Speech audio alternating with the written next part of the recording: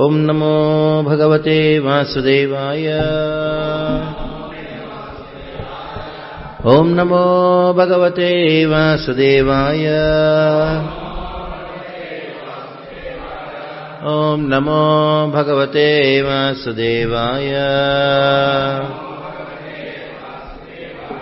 नारायणं नमस्कृत्य नरं चैव नरोत्तमं देवीं सरस्वतीं व्यासं ततो जयमुदीरयेत्। नष्टप्रायेषु भद्रेषु नित्यं भागवत सेवया भगवती उत्तमा श्लोके भक्तिर्भवति नैष्टिकीम्। ओम ज्ञानतिमिरान्धस्य ज्ञानाञ्जनशलाकया चक्षुरोन्मीलितं येन तस्मै श्रीगुरवे नमः। श्रीचैतन्यमनोभीष्टं स्थापितं येन भूतले स्वयं रूप कदा मह्यं ददाति स्वपदान्तिकं।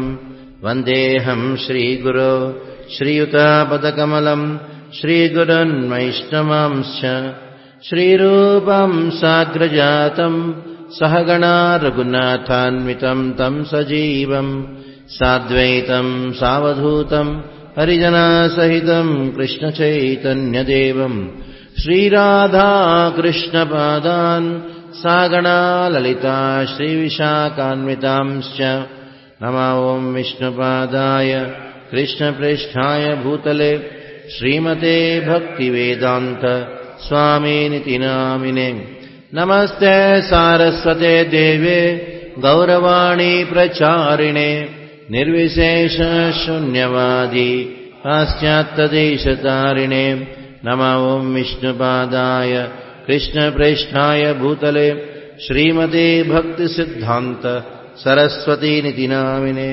श्रीमर्षभानवी देवी दयिताय कृपाब्धये कृष्णसम्बन्धविज्ञान दायिने प्रभवे नमः। माधुर्योज्ज्वल प्रेमाढ्य श्रीरूपानुगा भक्तिद श्रीगौर करुणाशक्ति विग्रहाय नमोस्तुते। नमस्ते गौरवाणी श्रीमूर्तये दीनतारिणे रूपानुगा विरुद्धाप सिद्धान्तद्वान्तहारिणे। नमो गौरकिशोराय साक्षाद्वैराग्यमूर्तये विप्रलम्बारसाम्भोजे पादाम्बुजाय ते नमः। नमो भक्तिविनोदाय सच्चिदानन्दनामिने गौरशक्तिस्वरूपाय रूपानुगावराय ते। गौराविर्भावभूमेस्त्वं निर्देष्टा सज्जनप्रियः वैष्णवः सार्वभौम श्री जगन्नाथाय ते नमः। वाञ्छाकल्पतरुभ्यश्च कृपासिन्धुभ्य एव च पतितानां पावनेभ्यो वैष्णवेभ्यो नमो नमः। नमो महावदन्याय कृष्णप्रेमप्रदायते कृष्णाय कृष्णचैतन्य नाम्ने गौरत्विषे नमः। पञ्चतत्त्वात्मकं कृष्णं भक्तरूपस्वरूपकं भक्तावतारं भक्ताख्यं नमामि भक्तशक्तिकं। हे कृष्ण करुणा सिन्ध दीनबन्धो जगत्पते गोपेश गोपिकान्त राधाकान्त नमोस्तुते।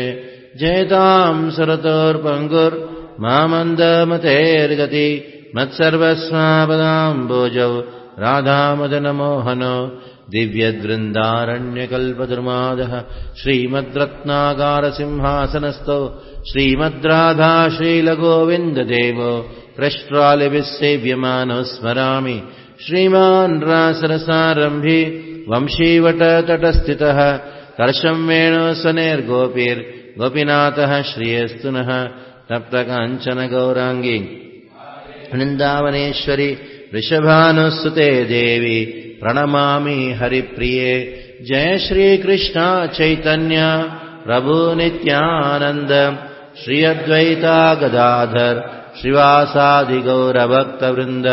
हरे कृष्णा कृष्णा कृष्णा हरे हरे హరే రామ రామ రామ హరే హరే. హరే కృష్ణ. ఈ జర్నీ ఆఫ్ సెల్ఫ్ డిస్కవరీ, ఆత్మ అన్వేషణ యాత్ర, ఆ కోర్సులో ఈ 2వ రోజు మీకు స్వాగతం. నిన్న మనం ఏం చేశామంటే భగవద్గీత యొక్క పరిచయాన్ని గురించి మనం చెప్పుకున్నాం. భగవద్గీత గురించి ఆ పరిచయం చెప్పుకుంటూ మొట్టమొదటగా మనం ఏం చెప్పుకున్నామంటే, మనుష్య జన్మ ఎత్తిన తర్వాత మొట్టమొదటి కర్తవ్యం ఏమిటంటే మనం జిజ్ఞాస, అథాతో బ్రహ్మ జిజ్ఞాస. ఈ జిజ్ఞాస అనేది ఎంత ముఖ్యమైన గుణం అంటే, ఆ గుణం గనక లేకపోతే మనం మనుషులు ఆకృతి ఉన్నా అది కృతి లేదు. కృతి లేకపోవటం వల్ల మనం మనుషులు చెప్పబడడానికి అర్హత లేదు. అందుకని ప్రశ్న ఇయ్యాలి, జిజ్ఞాస చెయ్యాలి. మన జీవితం అంతా ఆహార నిద్ర భయమేతున్న దీనిలోనే మనం గడుపుకుంటే పశువిర్ సమానంగా ఉంటాం. పశువిర్ సమాన అన్నారు. అంటే మనం గనక మనుష్య జన్మెత్తిన తర్వాత ఈ ధర్మం ఏమిటి, నేను ఎవరిని, నేను ఎంత కష్టపడుతున్నాను సుఖానికి, ఎంత సుఖానికి ప్రయత్నిస్తున్నాను సుఖపడటానికి, అంత నేను దుఃఖితునవుతున్నాను. ఈ దుఃఖానికి కారణం ఏమిటి, దీని గురించి మనం కనుక్కోవాలి, తెలుసుకోవాలి. ఎక్కడి నుంచి తెలుసుకోవాలి? నిన్న మనం ఈ 3 రకాల ప్రమాణాల గురించి చెప్పుకున్నాం. ఒకటి ప్రత్యక్ష ప్రమాణం, ఇంకొకటి అనుమాన ప్రమాణం, ఇంకొకటి 3వది ఏమిటంటే శబ్ద ప్రమాణం. ఈ ప్రత్యక్ష ప్రమాణం నుంచి మనకి జ్ఞానం సరిగ్గా తెలియదు. ఎందుకంటే ఆ జ్ఞానంలో ఎన్నో దోషాలుంటాయి. మన ఇంద్రియాల్లో ఉండే ఆ దోషాల వలన ఆ ఇంద్రియ జనిత జ్ఞానం ఉందే, మన ఇంద్రియాల నుంచి మనం తెలుసుకున్న ఆ జ్ఞానంలో కూడా దోషాలుంటాయి. అందువలన ఈ ప్రత్యక్ష ప్రమాణంతో మనం సత్యాన్ని తెలుసుకోలేము, నిజాన్ని తెలుసుకోలేము. తర్వాత అనుమాన ప్రమాణం. అనుమాన ప్రమాణంలో కొన్ని నిజాలను తెలుసుకోగలం, కానీ అనుమాన ప్రమాణానికి ఆధారం ప్రత్యక్షం కాబట్టి దానిలో కూడా కొన్ని లోపాలు ఉన్నాయి. అందువలన ఈ అనుమాన ప్రమాణంతో మన బుద్ధితో మన మనసుతో మన సత్యాన్ని మనం గ్రహించలేము, తెలుసుకోలేము. అందుకని సత్యాన్ని కనుక తెలుసుకోవాలి అంటే మనలో ఉండే ఆ ప్రశ్న, ఆ జిజ్ఞాసలన్నిటికీ సరైన జవాబు కావాలి అంటే ఎక్కడి నుంచి అందుతాయి? మనకి వేదాల నుంచి వస్తాయి. వేదాలని శబ్ద ప్రమాణం అన్నారు. నిన్న మనం చెప్పుకున్న వేదాల గురించి. వేదాలు సత్యం, వేదం సత్యం అన్నాం. ఎందుకు?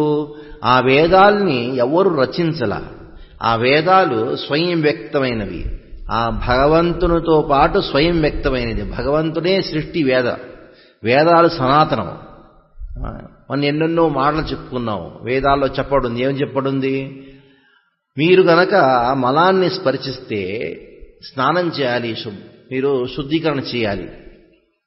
అదే ఆవు పేడవుతే దాన్ని స్పర్శ కాదు, దాన్ని మీరు శుద్ధీకరణకి మీరు దాన్ని యూజ్ చేసుకోవచ్చు.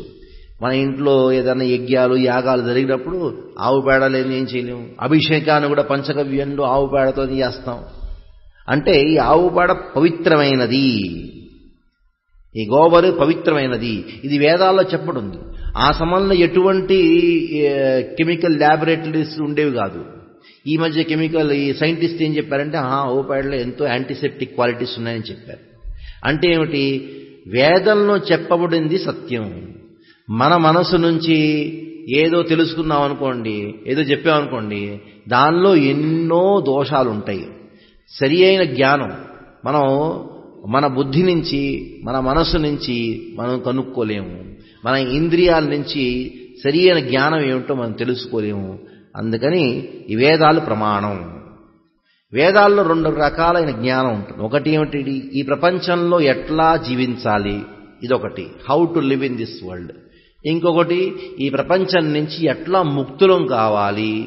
ఈ 2 రకాల జ్ఞానం, how to get out of this world. ఇప్పుడు మీ అబ్బాయి ఎవరో ఉన్నారనుకోండి, ఒక ఇంజనీరింగ్ స్టూడెంట్, ఐఐటి కాలేజీలో అడ్మిషన్ దొరికింది. ఐఐటి కాలేజీలో ఆ ఇంజనీరింగ్ కాలేజీ ఎట్లా ఉండాలి అనేది ఒక జ్ఞానం. అది తెలిసిన ముఖ్యంగా ఏంటి ఆయన లక్ష్యం ఏమిటంటే ఆ కాలేజీ నుండి బయటికి వెళ్ళాలండి. ఎంత మంచి కాలేజీలో సీటు దొరికినా ఉద్దేశం ఏమిటి? ఆ కాలేజీ నుండి బయటికి వెళ్ళటం. 4 సంవత్సరాల తర్వాత కాలేజీ నుంచి బయటికి వెళ్ళాలి. అదే కాలేజీలో ఉంటే ఏమిటంటే 10 సంవత్సరాలు కూడా అదే కాలేజీలో ఉన్నానుకోండి అంటే వాడు మూర్ఖుడు. అట్లాగే మనం ఈ ప్రపంచంలో జన్మించటానికి కారణం ఏమిటంటే ఈ ప్రపంచం నుంచి బయటపడటానికి, ముక్తులవటానికి కాదు. మీరు ట్రైన్ ఎక్కారు, మీకు కన్ఫర్మ్డ్ టికెట్ దొరికింది, కన్ఫర్మ్డ్ సీట్ దొరికింది. చక్కగా హాయిగా నాకు కన్ఫర్మేషన్ అయిపోయింది, ఇదివరకు వెయిటింగ్ లిస్ట్ దొరికింది టికెట్, ఇప్పుడు కన్ఫర్మ్ అయిపోయింది, హాయిగా ఉందాం. ఇక్కడి నుంచి మీరు వెళ్లాల్సి వచ్చింది ఎక్కడికి? మాయాపూర్ జగన్నాథ్పురి వెళ్ళాలి. ట్రైన్ ఎక్కారు, ఇప్పుడు జగన్నాథ్పురి వెళ్దాం అనుకున్నారు. ఆ ట్రైను కలకత్తా దాకా వెళ్తుంది. ఏం చేశారు? మీ జగన్నాథ్పురి ఆ భువనేశ్వర్ వచ్చినా నాకు కన్ఫర్మ్ టికెట్ వచ్చింది కదా, నీ ట్రైన్లో ఉండిపోతాము. అట్లా కాదు, అనుకోకూడదు. మీ స్టేషన్ రాగానే దిగాలి.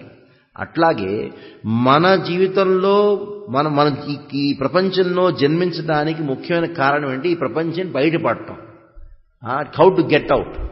దాని గురించి ఉపనిషత్తులు చెబుతాయి. అందుకని వేదాల్లో ఎన్నెన్నో రకరకాలైన విభాగాలున్నా, అరణ్యక, బ్రాహ్మణక, సంహిత అనే విభాగాలున్నా వాటిల్లో ఒక విభాగం ఏమిటంటే ఉపనిషత్తు. ఆ ఉపనిషత్తుల్లో ఎట్లా ఈ ప్రపంచం నుంచి ముక్తులం అవ్వాలి ఆ జ్ఞానం ఉపనిషత్తుల్లో ఉంటాయి.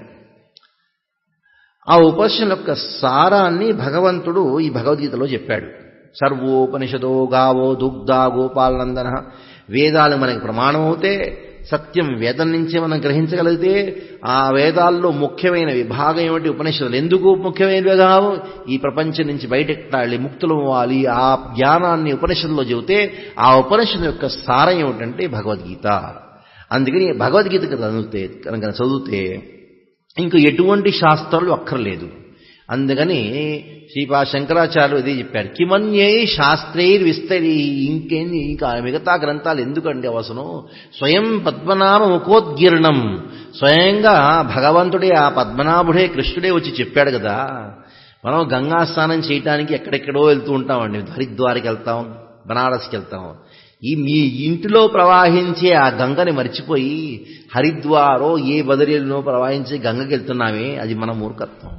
ఈ ఇంటిలో ప్రవహించే గంగ ఏమిటా గంగ? ఆ భగవంతుడికి ముఖారవిందం నుంచి ప్రవహించే గంగ ఈ భగవద్గీత. అది ప్రతి ఒక్కళ్ళ ఇంటిలో, ప్రతి ఒక్కళ్ళ హృదయంలో కూడా ప్రవహించే ఆ సామర్థ్యం కలిగిన గంగ. భగవంతుడు ఆయన స్వరూపం దివ్యమే, సచ్చిదానంద స్వరూపమే. ఆయన పదకమలాల నుంచి వచ్చిన అది దివ్యమే. ఆయన ముఖారవిందం నుంచి వచ్చినా అది దివ్యమే. ముఖారవిందము దివ్యమే, కమలాలు దివ్యమే. అయినా ఈ గంగ మీరు ఆ హరిద్వార్లో, అక్కడ బనారస్లో, అలహాబాద్లో ఉండి ఆ గంగ ఏమిటది? భగవంతుడి నుంచి చరణకమలాల నుంచి వచ్చిన గంగ. ఈ భగవద్గీత ఎటువంటి గంగ? భగవంతుడి యొక్క ముఖారవిందం నుంచి వచ్చిన గంగ. అందుకప్పుడు ఇది శ్రేష్టం. జలస్నానం దినే దినే సకృత్ గీతామృత స్నానం సంసార మలనాశం అన్నారు.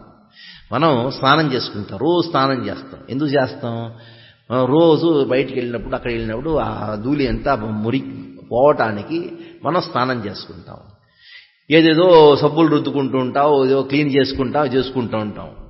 అదే ఈ మనస్సు, మలినమైన మనస్సుని శుభ్రం చేసుకోవటానికి ఏదన్నా సోప్ ఎక్కడ దొరికిద్దా? మీ ఎక్కడ షాప్కి వెళ్ళి నా మనస్సుని శుభ్రం చేయడానికి ఒక సోప్ కావాలని అనుకో, ఎవరిస్తారా? ఆ సబ్బు ఇక్కడ ఏ షాపులో దొరకదండి. ఈ భగవద్గీత ఎటువంటి సబ్బు అంటే మన మనసులో ఉండే ఆ సంసారం అనే మనం ఉందే అది నాశనం చేసే ఆ సామర్థ్యం గల ఈ భగవద్గీత. అందుకని శ్రీపా శంకరాచార్యులు వారు ఇదే అన్నారు, ఏంటంటే సాక్షాత్ భగవంతుడే చెప్పాడు కదా, అందుకని మీకు ఇంకొక గ్రంథం ఎందుకు, ఈ భగవద్గీత చదవండి అన్నారు. నిన్న మనం ఈ భగవద్గీతను చదవటానికి మనం గురువు గారి దగ్గరికి చదువుకోవాలండి. కొంతమంది అంటారు నా దగ్గర గీత ఉంది, నేను ఒక్కడనే ఇంట్లో కూర్చొని చదువుకుంటా అన్నమాట. అది కాదు. మీరు డ్యాన్స్ నేర్చుకోవాలనుకున్నారు, ఎక్కడికి వెళ్తారు? డ్యాన్స్ టీచర్ దగ్గరికి డ్యాన్స్ నేర్చుకుంటారు. సంగీతం నేర్చుకుంటే సంగీతం టీచర్ దగ్గరికి వెళ్తారు. అట్లాగే మీరు మ్యాథమెటిక్స్ నేర్చుకోవాలనుకున్నారు అనుకోండి, అది మీరు ఎక్కడికి వెళ్తారు? మ్యాథమెటిక్స్ టీచర్ దగ్గరికి వెళ్తారు. అట్లాగే గీతని నేర్చుకోవటానికి కూడా ఒక గురువు దగ్గరికి వెళ్ళి నేర్చుకోవాలి. అంటే ఆ గురువు యొక్క యోగ్యత, ఆ గురువు ఒక ప్రామాణికత ఏమిటి అంటే, మొట్టమొదట ఆ గురువు ఈ 4 సంప్రదాయాల్లో ఏ ఒక సంప్రదాయంలో చేరినట్టు వాడు ఉండాలి. బ్రహ్మ, రుద్ర, శ్రీకుమార 4 సంప్రదాయాలు ఉన్నాయి. ఆ 4 సంప్రదాయాల గురించి నిన్న కొంచెం పరిచయం ఇచ్చాం. మన అంతర్జాతీయ కృష్ణ చైతన్య సంఘం ఇస్కాన్ ఏ సంప్రదాయం చేరిందంటే బ్రహ్మ సంప్రదాయానికి చేరింది. బ్రహ్మ, మధ్వ, గౌడీయ సంప్రదాయంలో ఈ భగవద్గీత రచించబడింది. భగవద్గీత యథార్థం. ఇది గురువు యొక్క మొట్టమొదటి ప్రామాణికత. ఇంకొకటి ఏమిటి? ఆయన గురువు కాబట్టి శాస్త్రజ్ఞానం ఉండాలి. శాస్త్రాల యొక్క జ్ఞానంతో బరువుగా ఉండకపోతే, గురువు అంటే బరువు, గురువు అంటే టీచర్ కాదు. భారాన్ని సంస్కృత భాషలో గురువు అంటారు. ఇది చాలా బరువుగా ఉంది అంటే గురువుగా ఉందంట. గురువు నుంచి బరువు వచ్చింది. ఈ బరువు అనే శబ్దం మూల రూపంలో గురువు నుంచి వచ్చింది. గురువు అంటే హెవీ, భారం. ఎవరైతే శాస్త్రజ్ఞానంతో చాలా బరువుగా ఉంటారో అతను గురువు. ఇది రెండో క్వాలిఫికేషన్. మూడోది ఏమిటి? ఇంద్రియ నిగ్రహణ ఉండాలి. నాలుగోది ఏమిటి? అతను చెప్పిన మాటలు అతని జీవితంలో స్వయంగా ఆచరించాలి. ఆచరతి ఇది ఆచార్య అన్నారు. ఆచరణతో మనకి ఎవరు నేర్పిస్తారో జ్ఞానాన్ని అతను ఆచార్యులు అంటారు. గురువులు అంటే ఆచార్యులు. అదే శిష్యులకు కూడా 4 ఒక అర్హత. మొట్టమొదటిది ఏంటంటే ఆ శిష్యుడికి ఏ గుణం ఉండాలి? జిజ్ఞాస. తస్మాత్ గురుం ప్రపద్యేష జిజ్ఞాసు శ్రేయ ఉత్తమ అన్నారు. అంటే గురువుకి మీ దగ్గరికి వెళ్ళి దీక్ష పుచ్చుకోవాలి అంటే ఎందుకు పుచ్చుకోవాలి? జిజ్ఞాస. ఆయన నుంచి మనం ఆధ్యాత్మిక జ్ఞానాన్ని పొందడానికి వెళ్ళాలి. కానీ ఏదో మన ప్రాపంచిక సమస్యల్ని సమాధానం కోసం, ఏదో వ్యాపారంలో మంచి ప్రగతి చెందాలని ఆశీర్వాదం కోసం, దానికోసం వెళ్ళకూడదు. ఈ శాస్త్రాల్లో ఏమి రచించబడినాయి, అది నా జీవితంలో ఎట్లా నేను దాన్ని స్వీకరించగలను, ఎట్లా అమలుపరుచుకోగలను అని దాని గురించి అడగాలి గురువు దగ్గరికి. ఇది జిజ్ఞాస. కృష్ణుడి యొక్క భక్తి అయి ఉండాలి. కృష్ణుడి యొక్క భక్తుడు కాకుండా భగవద్గీతని ఎవరూ అర్థం చేసుకోలేరండి. ఎందుకంటే ఆ భగవద్గీతలే ఆ భగవంతుడు అన్నాడు. ఏమన్నాడు? భక్తోసి మే సఖా. హే అర్జునుడా, నువ్వు నా భక్తుడు కాబట్టి నేను ఈ జ్ఞానాన్ని ఇస్తున్నాను. నువ్వు నా భక్తుడు కాకపోతే ఈ జ్ఞానం నీకు ఇవ్వను. నీకు అర్థం కాదు, చెప్పినా కూడా అర్థం కాదు. అందుకని చూడండి, మీరు ఈ భగవద్గీత గురించి ఎంతో మందికి చెప్పినా కొంతమందికి అర్థం కాదండి. ఎందుకు అర్థం కాదు? వాడు కృష్ణ భక్తులు కాదు. కృష్ణుడి యొక్క భక్తులకే భగవద్గీత అర్థమవుతుంది. అది నమ్రతగా వినమ్రతతో ఉండాలి. తర్వాత ఈ సేవ చేసే ఆ భావన ఉండాలి. ఎవరి హృదయంలో ఇది సేవ చేసే భావన ఉంటుందో వాళ్ళకి ఈ ఆధ్యాత్మిక ప్రగతి చాలా తేలిక. తస్యాహం సులభాపార్త నిత్యయుక్తస్య యోగినః అన్నారు. ఆ వ్యాఖ్యం చేస్తూ ఒక ఆచార్యులు ఉన్నారు. ఎవరి హృదయంలో స్వతంగా ఇంకా ఎవరూ చెప్పకుండానే ఆ సేవ చేసే భావన ఎవరి దగ్గర ఉంటూ వాళ్ళు పర్ఫెక్ట్ శిష్యులండి, పర్ఫెక్ట్ స్టూడెంట్. వీటి గురించి నిన్న మాట్లాడుకుంటూ లాస్ట్లో చివరి మాట ఏం మాట్లాడుకున్నామంటే, నిన్న ఈ భగవద్గీతలో 5 విషయాలు ఉన్నాయి, 5 సబ్జెక్ట్ మ్యాటర్స్ ఉన్నాయి. ఏమిటది? ఈశ్వర, జీవ, ప్రకృతి, కాల, కర్మ. ఈశ్వర అంటే భగవంతుడెవరు, జీవుడెవరు రెండో మాట. మూడో సబ్జెక్ట్ ఏమిటి? ప్రకృతి, ప్రపంచం ఏమిటి ప్రకృతి. ఈ కాలం అంటే ఏమిటి? కర్మ. ఈ కర్మలు మనం చేస్తున్నాము, ఈ కర్మలకు రియాక్షన్ ఉన్నాయి, మంచి చెడు కర్మలు. వాటి గురించి 5 మాటల గురించి ఈ భగవద్గీతలో చెప్పబడింది. ఇవాళ మనం జీవుడెవరు, మనం ఎవరు, దాని గురించి మనం చెప్పుకుందాం. మనం ఎన్నెన్నో మాటల్ని, ఎన్నెన్నో విషయాల గురించి తెలుసుకోవడానికి ప్రయత్నిస్తున్నాం. ఇవాళ ఈ గుజరాత్లో ఎలక్షన్స్ జరుగుతున్నాయి కదా, వాటి గురించి ఏమిటి లేటెస్ట్ న్యూస్ ఏంటో తెలుసుకోవడానికి ప్రయత్నిస్తున్నాం. అది క్రికెట్ మ్యాచ్లు ఏమైంది అని దాని గురించి తెలుసుకున్న ప్రయత్నిస్తున్నాం. ఈ గ్రంథంలో ఏముంది, ఈ పుస్తకాల్లో ఏమైంది, అక్కడ ఏమైంది, పక్కింట్లో ఏమైంది అని తెలుసుకుంటానికి ఎన్నెన్నో ప్రయత్నాలు చేస్తున్నాం. టీవీ ద్వారా, ఇంటర్నెట్ ద్వారా, న్యూస్ పేపర్ ద్వారా, నవల ద్వారా, మ్యాగజైన్స్ ద్వారా మనం తెలుసుకుంటానికి ప్రయత్నిస్తున్నాం. ఎవరిని అడిగారనుకోండి, మీకు అతను ఫలానా వ్యక్తి తెలుసా? నాకు తెలుస్తుంది అంటారు. ఆ విషయం తెలుసా? తెలుసు. ఆ విషయం తెలుసు, ఆ వ్యక్తి తెలుసు, ఆ ఊరు తెలుసు, ఈ సబ్జెక్ట్ తెలుసు. ఆ సబ్జెక్టుని, ఆ ఊరిని అతన్ని తెలుసుకునేవాడున్నాడే, వాడు తెలుసా? నాకు ఈ విషయం తెలుసు అంటారు. ఆ విషయం మీకు తెలుసు. ఆ తెలుసుకునేవాడు ఎవరు? అతని గురించి తెలుసుకున్నారా? మనం అంటాం కదా, I know this, I know him. Okay, you know him. Do you know who is knowing him? నాకు తెలుసు అన్నప్పుడు నేనెవరో మీకు తెలుసా?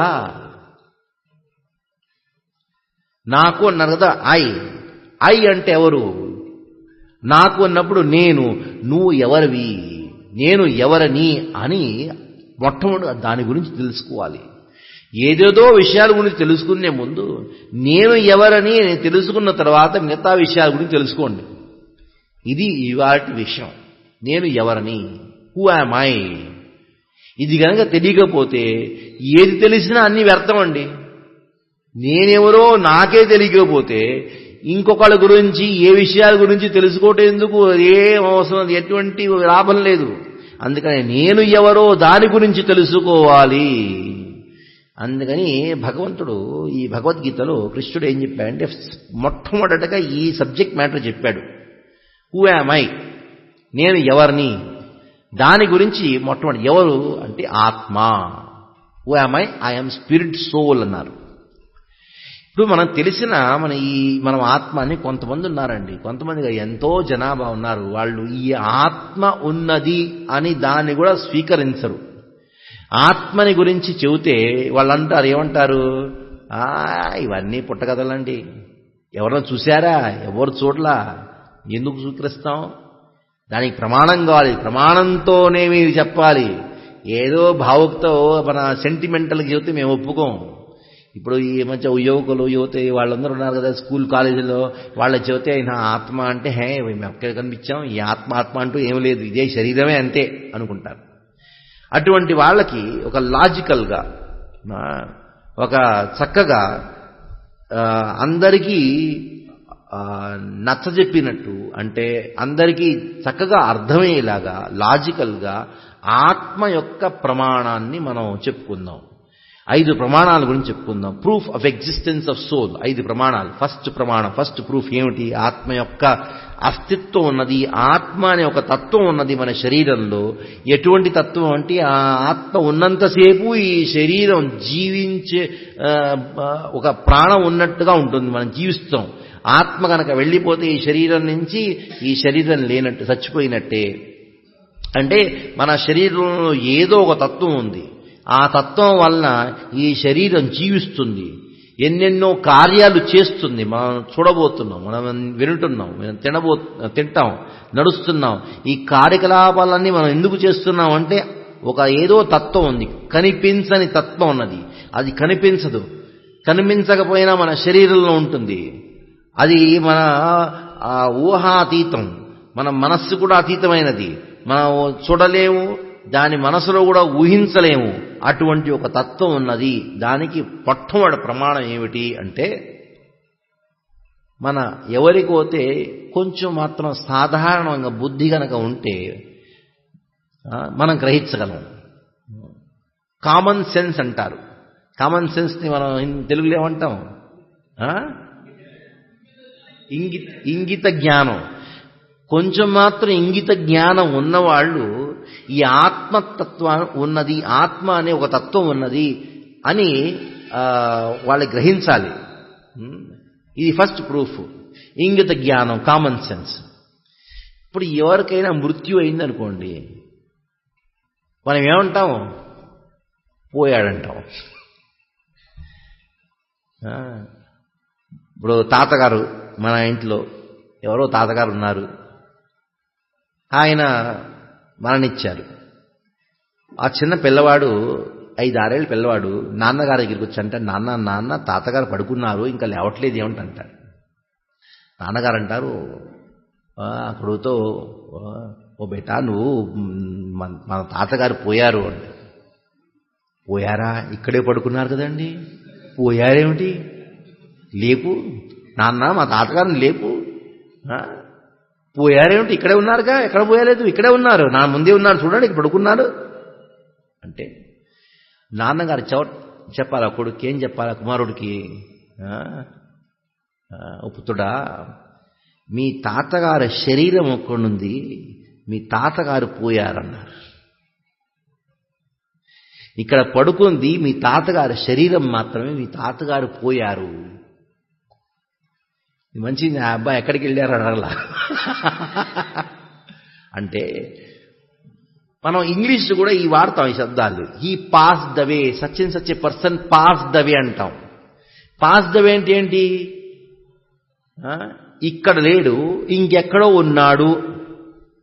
ఈ కాలేజీ నుంచి పాస్ అయిపోయాడు అంటే ఏమిటి? ఇక్కడ ఈ కాలేజీలో లేడు, ఇప్పుడు ఇంకెక్కడో ఉన్నాడు, అదే అర్థంగా. అట్లాగే మన ఇంట్లోనో మన చుట్టాలో ఎవరో చనిపోయారనుకోండి, వాళ్ళు చనిపోలా, మనం అంటాం చనిపోయారు.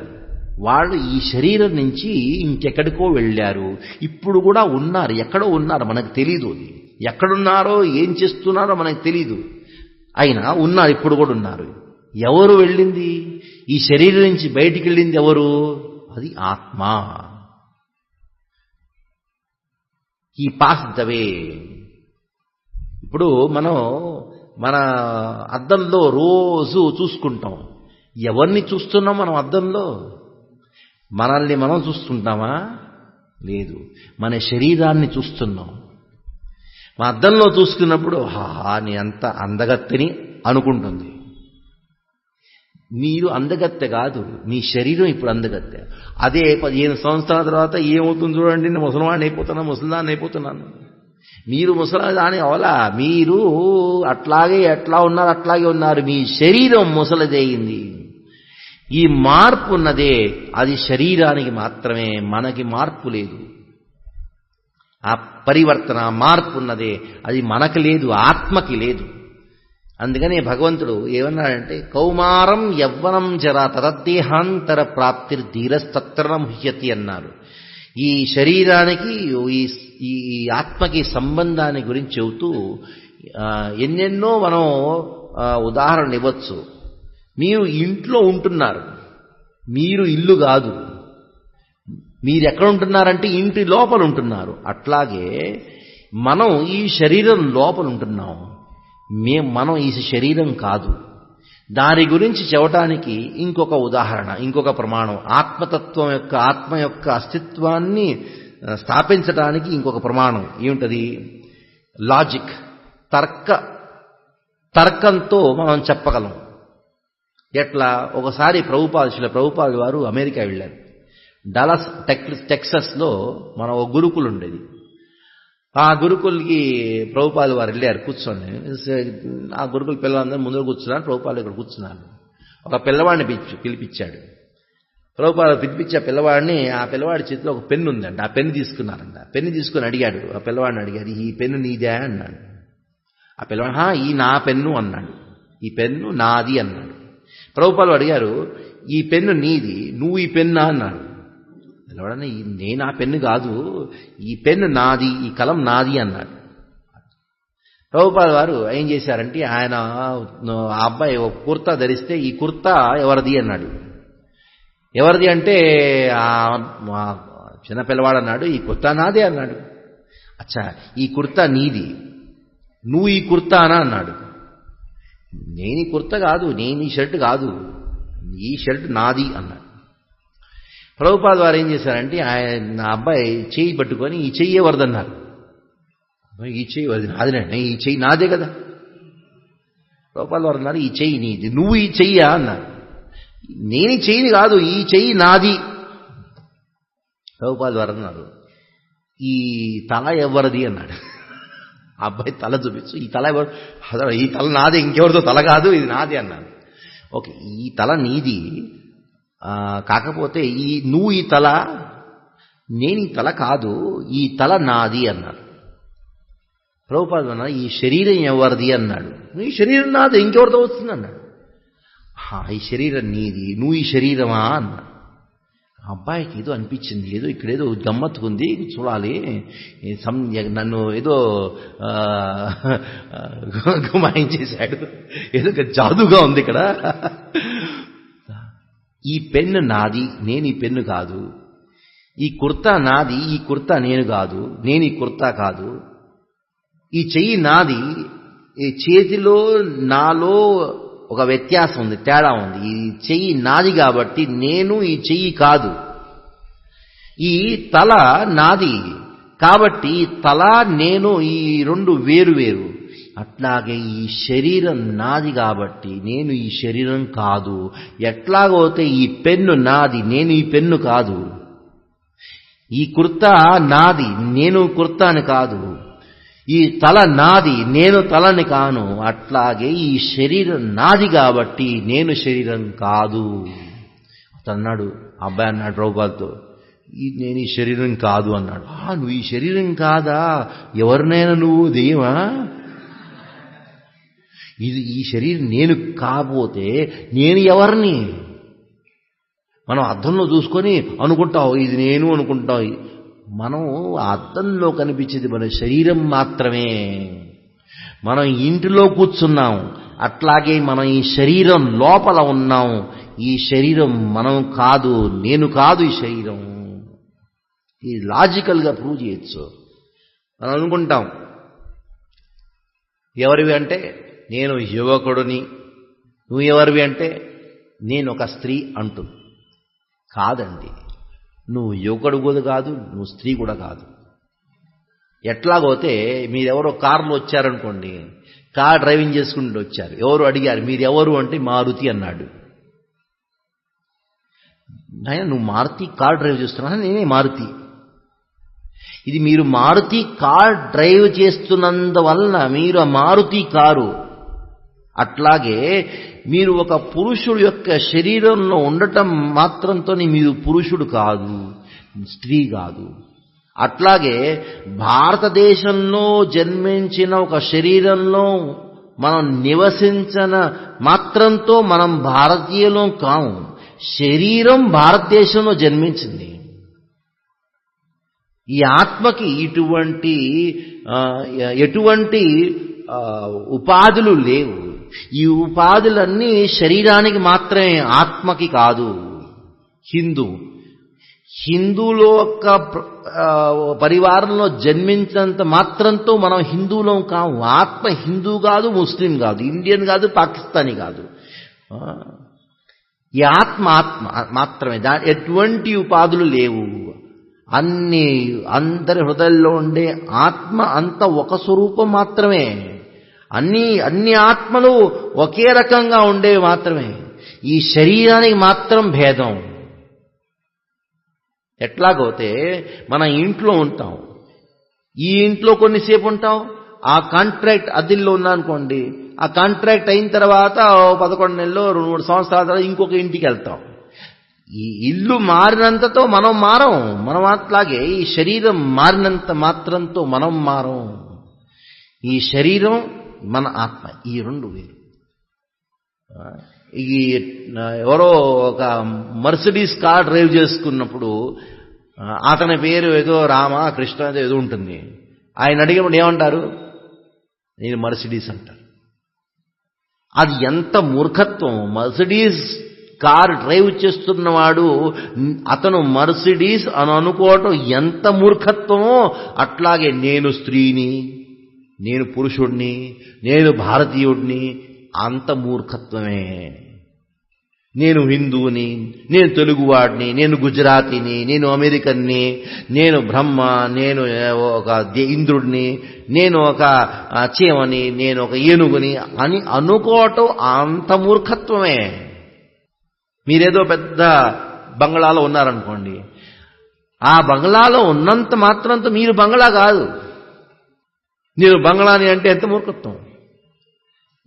కొన్ని రోజులాగి ఈ బంగ్లాలో ఉంటారంతే. అట్లాగే కొన్ని రోజులు మీరు ఈ శరీరంలో ఉన్నారంతే.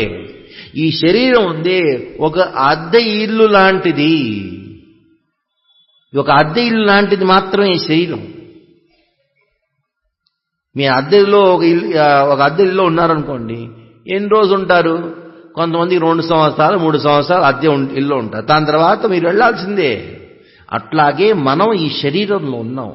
ఎట్లాగోతే ఒక కారులో కూర్చొన్నవాడికి ఆ కారుకి తేడా ఉంటుందో అట్లాగే మనలో ఉండే ఆత్మకి మన శరీరానికి భేదం ఉన్నది, తేడా ఉన్నది. మనం ఈ శరీరం కాదు. ఇది రెండో ప్రమాణం. ఎట్లాగోతే నా చెయ్యి, ఇది నా చెయ్యి కాబట్టి నా చేతిలో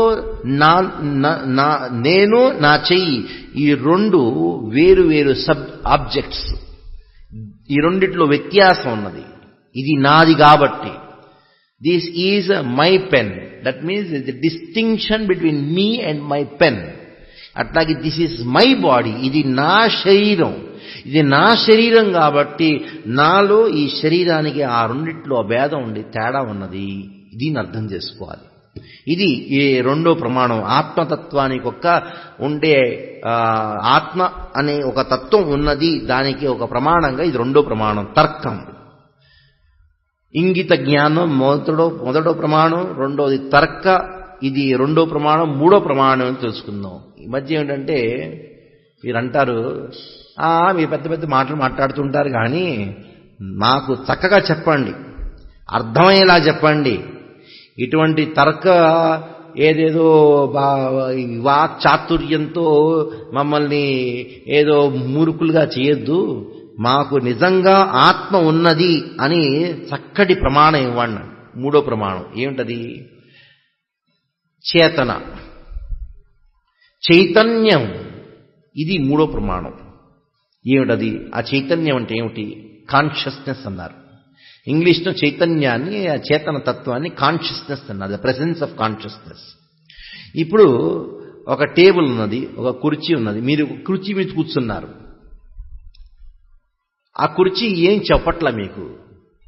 ఆ కుర్చీకి మీరు కూర్చున్న ఆ బరువు, ఆ కుర్చీకి ఎటువంటి అనుభవం లేదు. అదే మీరు మీ పక్కన కూర్చునేవాడు, ఆయన దాన్ని ఏమంటారు, ఒడ్లో కూర్చోండి, ఏమంటారు? ఒక 5 నిమిషాల తర్వాత లేనాయన అంటారు. ఎందుకు? మీరు కూర్చొన్న కుర్చీ ఏం చెప్పలా. మీ పక్కన వాడు ఆవిడలో కూర్చున్నప్పుడు చెప్పాడు. ఎందుకు చెప్పాడు? ఆయనకి నొప్పేసి. మీ ఫ్రెండ్ దగ్గరికి వెళ్ళండి, మీ మిత్రుడి దగ్గరికి వెళ్ళి ఆయన తన్నండి. ఆయన ఏం చేస్తాడు? మళ్ళీ మేము తన్నుతాడు. ఆ ఫుట్బాల్ని తనండి, ఆ ఫుట్బాల్ ఏం చేయదు మీకు. ఎందుకు? ఆ ఫుట్బాల్ మీరు తన్నినప్పుడు ఆ ఫుట్బాల్కి ఆ నొప్పి అనే అనుభవం లేదు. మీ మిత్రుడికి ఆ నొప్పి అనే అనుభవం ఉంది. ఎందుకు? ఆ ఫుట్బాల్లో ఒక తత్వం లేదు, మీ మిత్రుల్లో ఆ తత్వం ఉంది. ఏమిటది ఆ తత్వం? చైతన్యం. ఆ ఫుట్బాల్లో చైతన్యం లేదు, ఆ మిత్రుల్లో చైతన్యం ఉన్నది. అట్లాగే ఒక శవం ఉందనుకోండి, ఆ శవం దగ్గరికి వెళ్ళి ఈ క్రిస్టియన్స్ ఏం చేస్తా, ఆ శవం దగ్గరికి వెళ్ళి మంచి మంచి పుష్పాలు, రోజెస్ అన్ని గిఫ్ట్గా ఇస్తారు.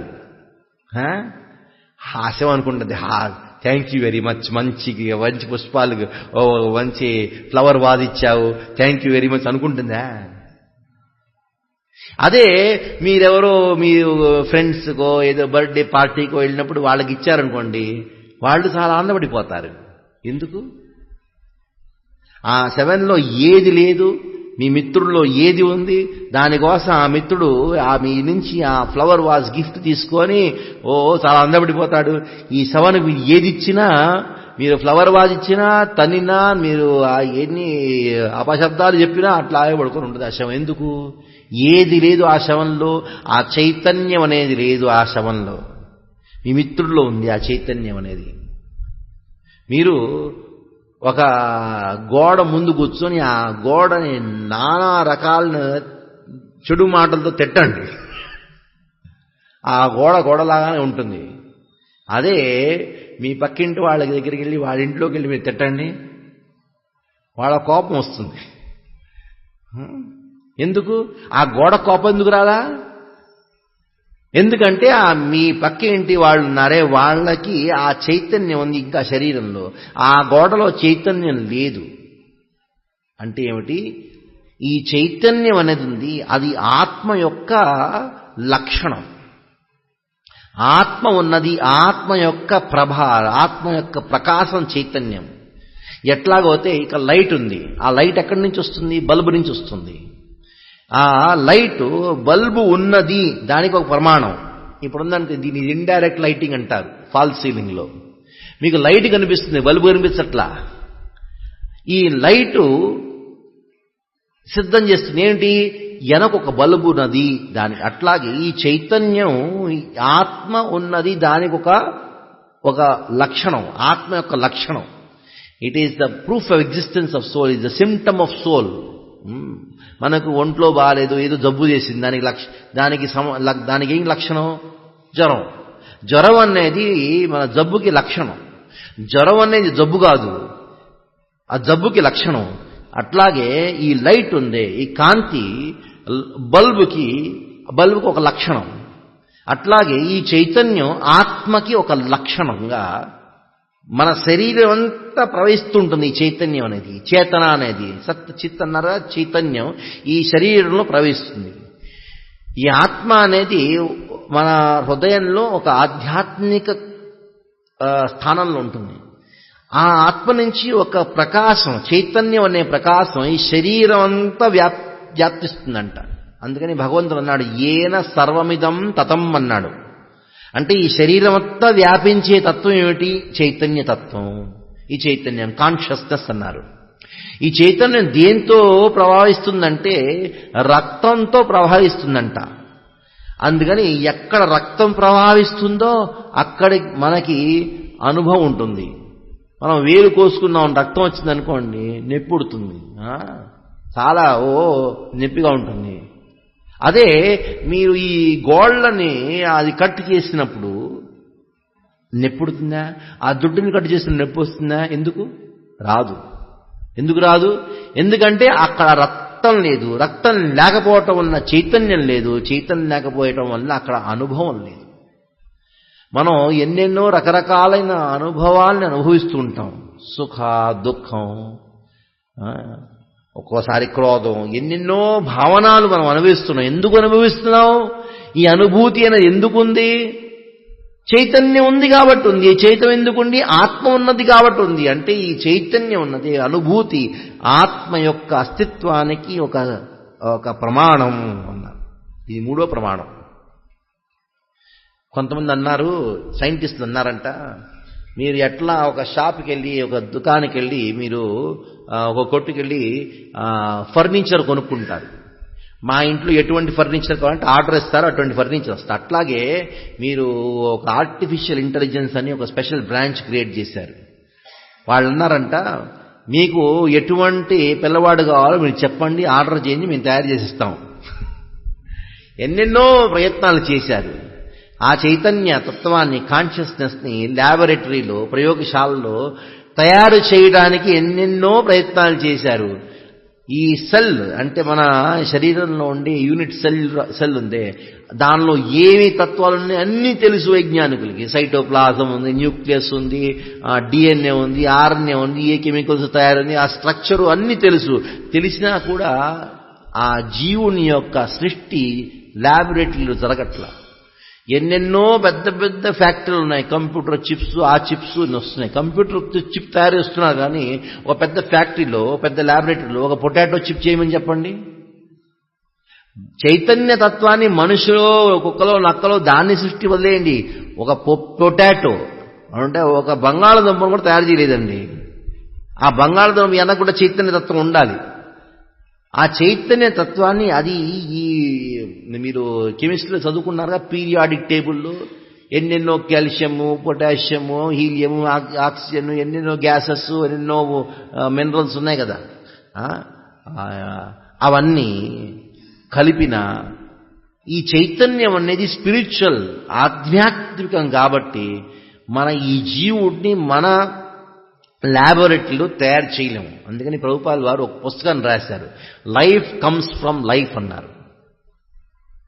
జీవుడు జీవుడి నుంచే ప్రకటిస్తాడు గాని ఈ జడతత్వాల నుంచి జీవుడు యాని చైతన్యం ప్రకటిస్తుంది అనే ఒక థియరీ తప్పు. అటువంటి ఎన్నెన్నో ప్రయాసాలు చేశారు. ఈ కెమికల్ కాంబినేషన్స్తో కాన్షియస్నెస్ని తయారు చేద్దామని, చైతన్యాన్ని తయారు చేద్దామని ఎన్నో ప్రయత్నాలు చేశారు కానీ ఫెయిల్ అయిపోయారు. ఎందుకంటే ఈ చైతన్యం ఈ కెమికల్స్తో తయారు కాల, ఈ జడ పదార్థాలతో అది తయారు కాదు. అది స్పిరిచువల్ తత్వం, ఆధ్యాత్మిక తత్వం. అది వాళ్ళు ఏమన్నారంటే ఈ వైజ్ఞానికులు, ఈ చైతన్యం అంటే ఏదో కాదు, మన హృదయంలో ఉండే మన శరీరంలో ఉండే చైతన్యం ఉందే, కాన్షియస్నెస్ ఉందే, అది ఏదో కాదు, అది కెమికల్ కాంబినేషన్స్తో వచ్చిందంట. వాళ్ళు ఏమన్నారంటే when the combination of chemicals reaches to a certain level of complexity it gives rise to conscious symptoms అన్నారు.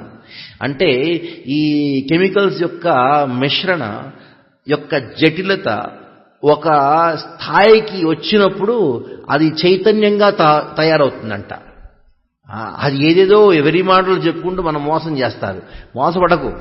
ఏదో సైన్స్ పేరు మీద ఏవేవో చెప్పబడుతుంది కానీ అది అంత పచ్చి అబద్ధం అంటే వాళ్ళకు కూడా తెలుసు ఇది పచ్చి అబద్ధం అని.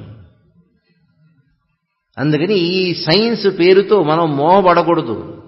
నాకెంత దుఃఖంగా అనిపిస్తుందంటే మన కాంగ్రిగేషన్ భక్తులు వాళ్ళ పిల్లలు స్కూల్కి పంపిస్తే ఆ సైన్స్లో తక్కువ మార్కులు వస్తే అమ్మ తిడుతుందా, సైన్స్ తక్కువ మార్కులు వచ్చి ఎందుకుందే, మంచిది నాయన మీకు తక్కువ మార్కులు వస్తే మంచిది, 0 వస్తే ఇంకా అన్నయ్య, ఎందుకంటే ఆయన బాగుంది. ఎందుకు ఆ తప్పు విషయాల్ని ఎందుకు నేర్పిస్తున్నాం? ఆ ఎందుకు పనికిరాని విషయాలు, దానిలో ఎటువంటి సత్యం లేదండి. ఇప్పుడు డార్విన్స్ థియరీ అని ఒక థియరీ ఉంది. మనం అందరం మన తాత ముత్తాతలు ఎవరంటే కోతులు అన్నారంట. అది డార్విన్స్ థియరీ అంటే ఏంటి? మన ముత్తాత ఎవరు? కోతి. ఇంతకంటే దారుణమైన తప్పు మనం నేర్పిస్తున్నాం. దానిలో కానీ తక్కువ మార్కులు వస్తే అంటామంట హే తక్కువ ఎందుకు వచ్చాయి. ఇది ఇంకొక విషయం. ఇది మూడో ప్రమాణం. మొట్టమొదటి అంటే ఇంగిత జ్ఞానంతో మనం సిద్ధం చేసాం. ఏంటి? ఇతను పోయాడు, మా తాతగారు పోయారు అంటే తాతగారు ఇక్కడ ఉన్నారు కదా, శరీరం ఒక్కడిని, తాతగారు పోయారు, ఆత్మ పోయింది. రెండో ప్రమాణం ఏమిటి? Common sense. తర్వాత రెండవ ప్రమాణం ఏంటంటే తర్క. ఇది నా చెయ్యి కాబట్టి ఈ చెయ్యి నాతో తేడా ఉంది, ఇది నా శరీరం కాబట్టి ఈ శరీరం నేను, ఈ రెండు మధ్యలో భేదం ఉంది. నా శరీరం నేను, ఈ శరీరం వేరు వేరు. ఇది నా కారు, ఇది నా ఇల్లు. నేను ఇల్లు కాదు, నేను కారు కాదు, ఇది నా ఇల్లు. నే ఇల్లు ఉన్నంత మాత్రంతో నేను ఇల్లు కాను. అట్లాగే నేను ఈ శరీరంలో ఉన్నంత మాత్రంతోనే నేను ఈ శరీరం కాదు. ఇది రెండవ ప్రమాణం. మూడవ ప్రమాణం ఇది చైతన్యం. మనకు అనుభవం. అనుభవం ఎందుకు? ఆత్మ ఉన్నది. ఆత్మ యొక్క లక్షణం ఈ చైతన్యం కాబట్టి ఈ చైతన్యం ఆత్మ యొక్క అస్తిత్వానికి ఒక ప్రమాణం. ఇది మూడో ప్రమాణం. నాలుగో ప్రమాణం అంటారు. ఇవన్నీ మీరు ఫిలాసఫర్స్ ఉంటారే, ఏదేదో మాటలు చెబుతూ ఉంటారు, గమ్మత్తు చెబుతూ ఉంటారు, మమ్మల్ని చక్కగా కూర్చోబెట్టుకొని మమ్మల్ని మురుకులుగా తయారు చేస్తారు. ఈ ఫిలాసఫర్స్ మీకు ప్రవచనం చెప్పే వాళ్ళకి ఇంకేది పని లేదు, సైన్స్ ఏం చెబుతుందో చెప్పండి అంటారు. ఈ సైంటిస్టులు 2 రకాల థియరీస్ ఉన్నాయి.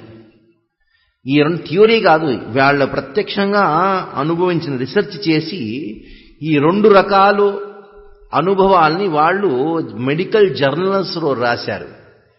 ఒకటి NDE అంటే నియర్ డెత్ ఎక్స్పీరియన్స్, ఇంకొకటి OBE అంటే అవుట్ ఆఫ్ బాడీ ఎక్స్పీరియన్స్. ఒకసారి అమెరికాలో ఏమైందంటే ఒకతనికి ఆపరేషన్ జరుగుతుంది, open heart surgery, heart transplantation జరుగుతుంది. అంటే ఒక మన హార్ట్ని ఏమంటారు? హృదయం అంటారుగా, గుండె. ఆ గుండె ఉన్నదే అది ఒక బయటికి తీసి ఇంకొక మెషిన్లో ట్రాన్స్ప్లాంటేషన్ చేస్తారు. అంటే ఆ సమయంలో ఒక 15-18 గంటల ఆపరేషన్ అంతకంత అన్కాన్షియస్ చేసేస్తారు. ఒక మత్తు మందు ఇచ్చి అతనికి ఎటువంటి బాహ్య స్పర్శ ఏమీ తెలియదు, చూడలేడు, వినలేడు, ఏం చేయలేడు, అట్లా పడుకోబెట్టేస్తారు. పడుకోబెట్టి ఆపరేషన్ చేస్తారు. 15 గంటల ఆపరేషన్ జరిగిందంట. మళ్ళీ ఆపరేషన్ అయిన తర్వాత ఆయనకి ఆ ఊహ వచ్చిన తర్వాత ఆ డాక్టర్ని పిలిచి ఆ పేషెంట్ అన్నాడంట, మీరు నా శరీరం మీద ఎట్లా ఆపరేషన్ చేశాడు అన్ని విషయాలు చెప్పాడంట. ఆ డాక్టర్ అదిరిపోయాడు. నువ్వు ఆ టైంలో కోమాలో ఉండాలి, ఆ టైంలో మిమ్మల్ని అన్కాన్షియస్గా చేశాము, నీకు ఇవన్నీ ఎట్లా తెలిసినాయి అంటే అతను అన్నాడంట, నేను ఈ శరీరం నుంచి బయటికి వెళ్ళి నా శరీరం మీద మీరు ఏది చేస్తున్నారో అన్నీ నేను చూస్తున్నా, అన్నీ చూశాను నా అంట. అంటే ఏమిటి? అవుట్ ఆఫ్ బాడీ, ఈ శరీరం నుంచి బయటికి వెళ్ళి ఏదో వాటిని అనుభవించి మళ్ళీ ఈ శరీరం లోపలికి వచ్చాడంట. ఇది మెడికల్ జర్నల్స్లో ఉన్నాయి. అంటే ఇదేదో పుట్టకథలు కాదు, ఇది డాక్టర్లు రాశారు, ఆ పేషెంట్ చెప్పాడు. 1 కాదు 2 కాదు, 100 మందికి గనక ఇంత పెద్ద ఆపరేషన్లు చేస్తే ఆ 100 మందిలో కనీసం 14 మంది ఇటువంటి అనుభవాల్ని చెప్పారంట. ఒకళ్ళో ఇద్దరో కాదు, ఎంతో మంది. దీన్ని అవుట్ ఆఫ్ బాడీ ఎక్స్పీరియన్స్ అన్నారు. ఎవరు బయటికి వెళ్ళారు, ఎవరు లోపలికి వచ్చారు ఈ శరీరానికి అంటే, ఈ శరీరానికి మిన్న ఒక తత్వం ఉన్నది, అది కనిపించదు, దాన్ని ఆత్మ అంటారు. ఆ శరీరంలో ఈ ఆత్మ ఎప్పటి వరకు ఉంటుందో ఆ శరీరం కదలిక ఉంటుంది, ఆ శరీరంలో అనుభవాలు ఉంటాయి, ఆ శరీరం కార్యాన్వితం అవుతుంది. ఇంకొకటి నియర్ డెత్ ఎక్స్పీరియన్స్. ఈ నియర్ డెత్ ఎక్స్పీరియన్స్ అంటే మనం మరణించారు, కొంతమంది మరణించారు, సర్టిఫికేట్ వచ్చేశారు, యాక్సిడెంట్ అవుతే పెద్ద యాక్సిడెంట్ మరణం, ఏదో ఏమైందంటే ఉన్నట్టుండి బతికారంట. ఆ బతికినప్పుడు ఆల్మోస్ట్ మరణించి సర్టిఫికేట్ అంతా ఇచ్చారంటే మళ్ళీ బతికారంట. ఆ బతికినప్పుడు అటువంటి వాళ్ళు ఒకళ్ళో ఇద్దరు కాదు, ఎంతో మంది. అట్లా మాకు తెలుసు, మా పల్లెటూరులో ఒకతను చచ్చిపోయాడు. అతని అక్కడికి శ్మశానానికి తీసుకెళ్తున్నప్పుడు ఉన్నట్టుండి లేచి కూర్చున్నాడంట. అందరూ అక్కడ వదిలేసి పరిగెత్తి వెళ్ళిపోయారు. దెయ్యం వచ్చిందో భూతం వచ్చిందో అనుకోండి. దాని తర్వాత 20 ఏళ్ళు ఇంకా బతికాడండి. కొంతమంది ఆయన దూరం నుంచి చూసి పరిగెత్తి వెళ్ళిపోతారు. అవన్నీ చూసి నేను చూసా, మా నాన్నగారు కూడా చెప్పారు, ఇతను ఇట్లా అని. కొంతమంది ఆ 20 ఏళ్ళు ఆయనతో మాట్లాడలా, వాళ్ళకి ఎంత కన్విన్స్ అయ్యారంటే ఇది ఏదో భూతం ఏదో దెయ్యం అనుకుంటారు. అటువంటి వాళ్ళు ఏదో అనుభవం చెప్పారంటే, ఏంటి అనుభవం అంటే, కొంతసేపు ఈ శరీరం నుంచి బయటికి వెళ్ళి ఏదో విచిత్రమైన ప్రాణులతో మేము మాట్లాడడం, వాళ్ళు మాకు నానా రకాలైన కష్టాలు పెట్టారు, ఏదేదో ఒక వేడి ఇసుక మీద మమ్మల్ని నడిపించారు, ఏదేదో చెబుతున్నారంట, విచిత్రమైన మాటలు చెబుతున్నారు. ఇంకా అద్భుతం ఏంటంటే వాళ్ళందరూ చెప్పారు, ఏది చెప్పారు అన్నీ ఆల్మోస్ట్ ఒకే రకంగా అనుభవాలు చేశారు. ఇంకా అద్భుతమైంది ఏంటంటే ఈ వర్ణనలు చేశారే, ఆ వర్ణించిన విషయాలన్నీ మన శాస్త్రాల్లో ఉండే నరక వర్ణన దానితో సరిగ్గా సరిపోతున్నాయంట. అంటే కొంతసేపు ఆ నరకానికి వెళ్ళి వచ్చారంట. అంటే ఎవరు వెళ్ళి వచ్చారు? ఈ ఆత్మ అనే తత్వం ఉన్నది. కొంతమంది అంటారు, మీరు సైంటిస్టులు చెప్పారు కానీ నాకు అనుభవం అయితే నేను స్వీకరిస్తాను. ఎందుకు స్వీకరించాలి? ఆత్మ ఉన్నది అని నాకు అనుభవం కావాలి. నేను ఎప్పుడైతే అనుభవిస్తానో అప్పుడే స్వీకరిస్తానండి. ఇంకెవరికో ఏదైంది నాకేం తెలుసు అంటే, ఇప్పుడు 5వ ప్రమాణం ఆత్మ అనేది ఉన్నది. దానికోసం 5వ ప్రమాణం ఏమిటది? Past life memories. కిందటి జన్మలో మనం అనుభవాలు మనకి ఈ జన్మలో వచ్చిన స్మరణ, పాస్ట్ లైఫ్ మెమరీస్. కిందటి జన్మలో జరిగిన ఘటనలు మనకిప్పుడు గుర్తు వస్తున్నాయి. అది ఎట్లా గుర్తుకొస్తాయి? అందరికి గుర్తుకొస్తాయి. అందరికీ గుర్తుకొస్తాయి.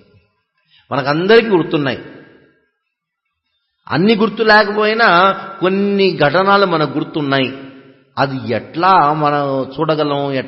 ఎక్కడ గుర్తొస్తాయంటే స్వప్నాల్లో గుర్తొస్తాయండి. మనం రాత్రి పడుకుంటాం. ప్రతి ఒక్కరికి ఈ స్వప్నం అనేది అనుభవం ఉంటుంది. స్వప్నాల్లో మనం చూస్తాం. ఏం చూస్తాం? కొంతమందితో మనం కలుస్తున్నాం, మాట్లాడుకుంటున్నాం. ఈ జన్మలో అటువంటి వాళ్ళని మనం ఎప్పుడు కలవలా. స్వప్నంలో మనం ఏదో ప్రదేశాలకు వెళ్తాం. ఈ జన్మలో అటువంటి ప్రదేశాలకి వెళ్ళలా.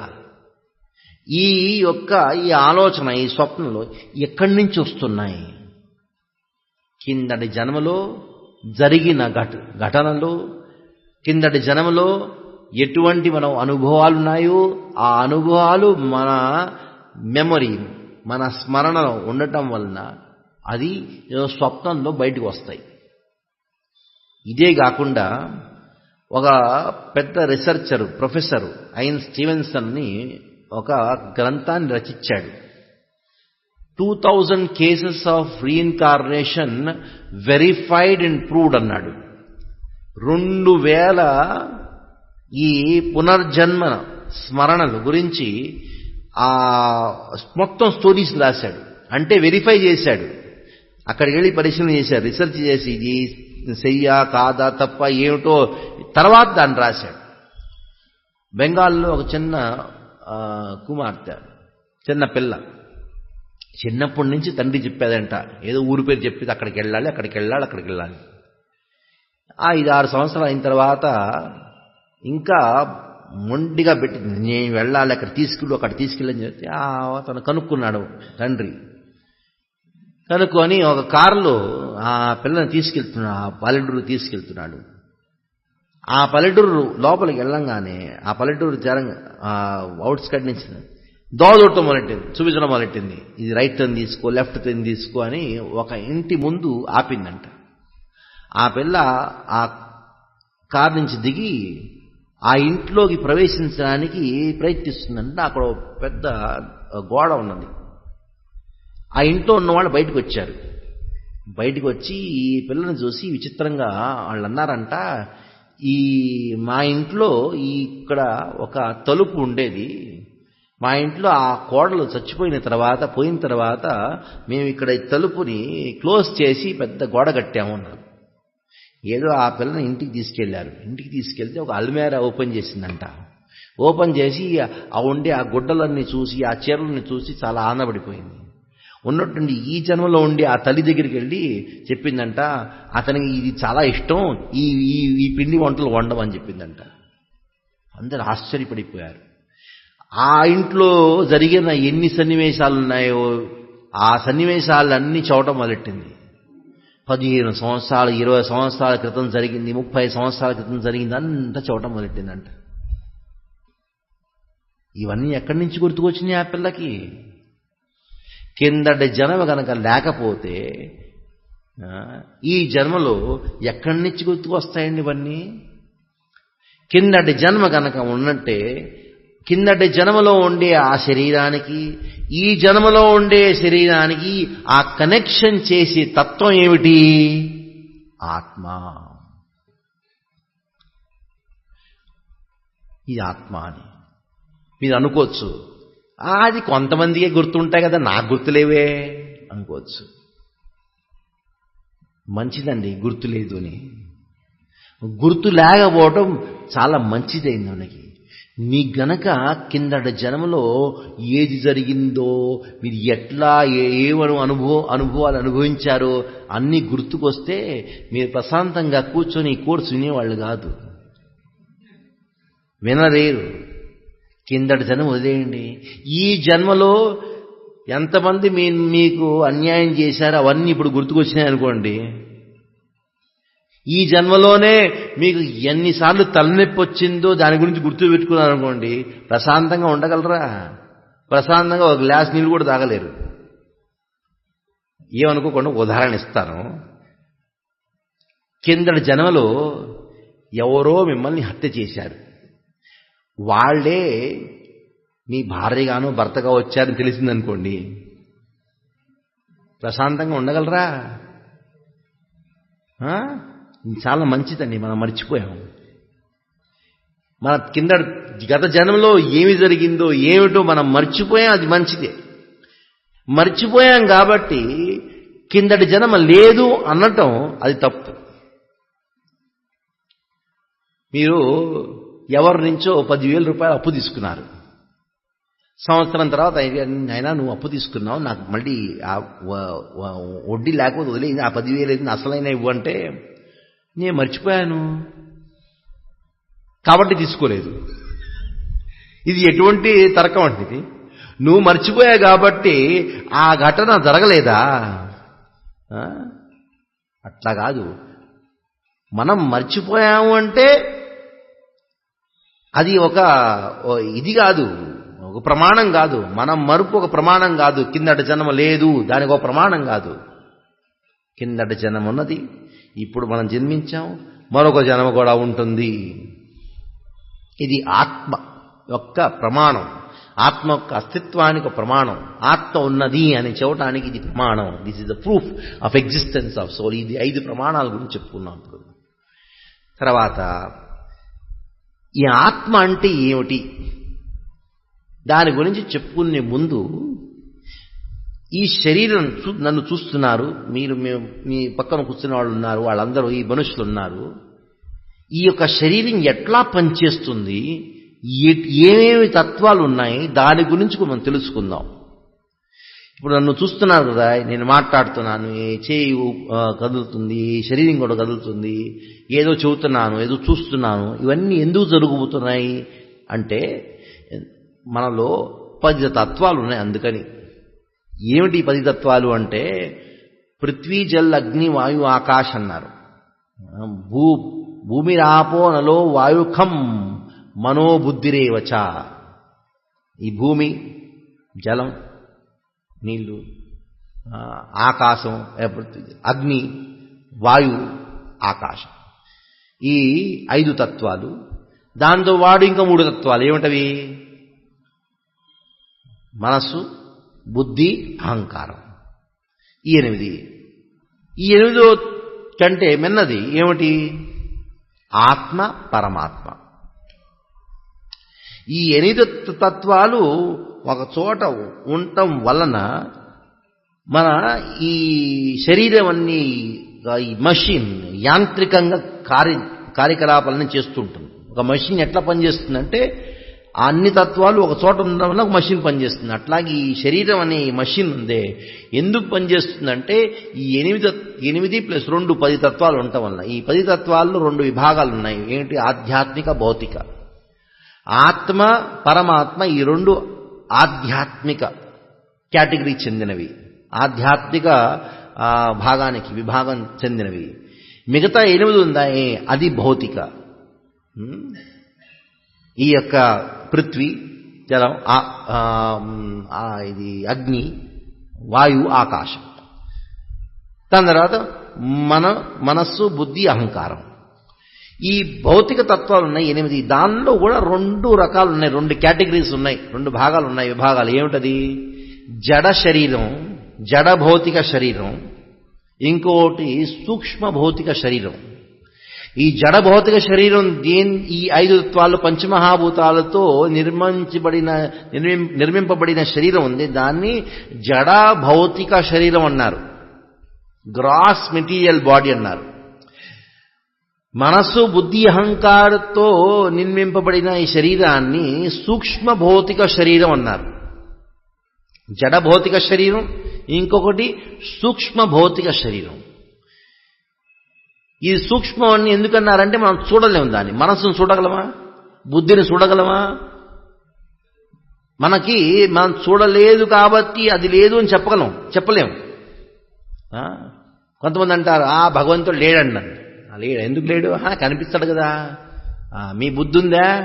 ఉంది. చూపించు, డబ్బాలో చూపించు నాకు నీ బుద్ధి.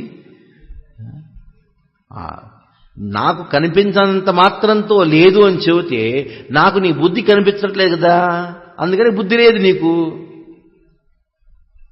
అటు చెప్పగలమా? అట్లాగే ఈ సూక్ష్మతత్వాలు ఉన్నాయి ఈ మూడింటిని సూక్ష్మ భౌతిక శరీరం, ఈ 5 ఏర్పాటించిన శరీరం ఉంది, అది ఏమిటది? అది స్థూల భౌతిక శరీరం. ఈ రెండింటిని కంపారిజన్ ఎట్లా చేయొచ్చు అంటే, ఈ 2 కంపారిజన్లు కంప్యూటర్ గురించి అందరికీ తెలుసు. ఇప్పుడు ఎవరు తెలియదు, కంప్యూటర్ గురించి తెలియని వాడు ఎవరున్నారు? అందరికీ తెలుసు. ఆ కంప్యూటర్లో రెండు తత్వాలు ఉంటాయి. ఒకటి హార్డ్వేర్ అంటారు, ఇంకోటి సాఫ్ట్వేర్ అంటారు. ఇప్పుడంటే చిన్నపిల్లలు కూడా కంప్యూటర్ ఏంటో తెలుసు. మా ఇంజనీరింగ్ చేసుకునే టైంలో కూడా కంప్యూటర్ అంటే ఏంటో తెలియదు మాకు. ఇంజనీరింగ్ కూడా అయిపోయింది, కంప్యూటర్ ఏంటో ఇస్కాన్ జాయిన్ తర్వాత తెలుసుకున్నది ఈ కంప్యూటర్ దీనికోసం అని.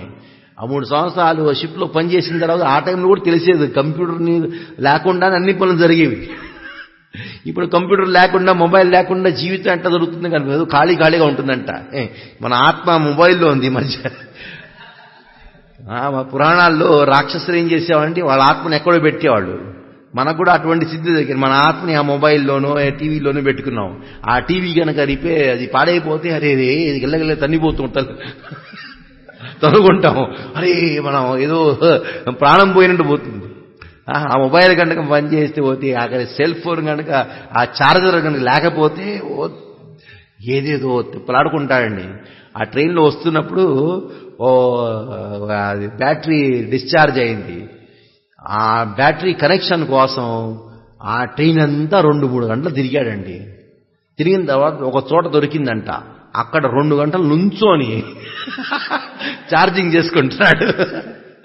కన్ఫర్మ్ టికెట్ కోసం ఎంతో పోరాడు.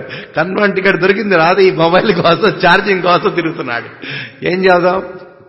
అట్లా ఈ కంప్యూటర్లో ఈ హార్డ్వేర్ సాఫ్ట్వేర్ ఉంది. ఆ సాఫ్ట్వేర్ అనేది ఉంది, అది కనిపించదు. ఆ టైంలో కాలేజీలో ఉన్నప్పుడు ఈ కంప్యూటర్ ల్యాబ్ అనేది ఉండేది. అదేదో చూపించడానికి ఏం చెప్పేవాడు కదా కంప్యూటర్ గురించి. ల్యాబ్లో తీసుకెళ్ళాను. మా ఫ్రెండ్ చెప్పాడు, ఈ కంప్యూటర్లో హార్డ్వేర్ సాఫ్ట్వేర్ 2 ఉంటాయని చెప్పాడు. నాకేదో తెలీదు. నేనేం చేశానంటే ఎవరు లేనప్పుడు ఆ ల్యాబ్కి వెళ్ళా.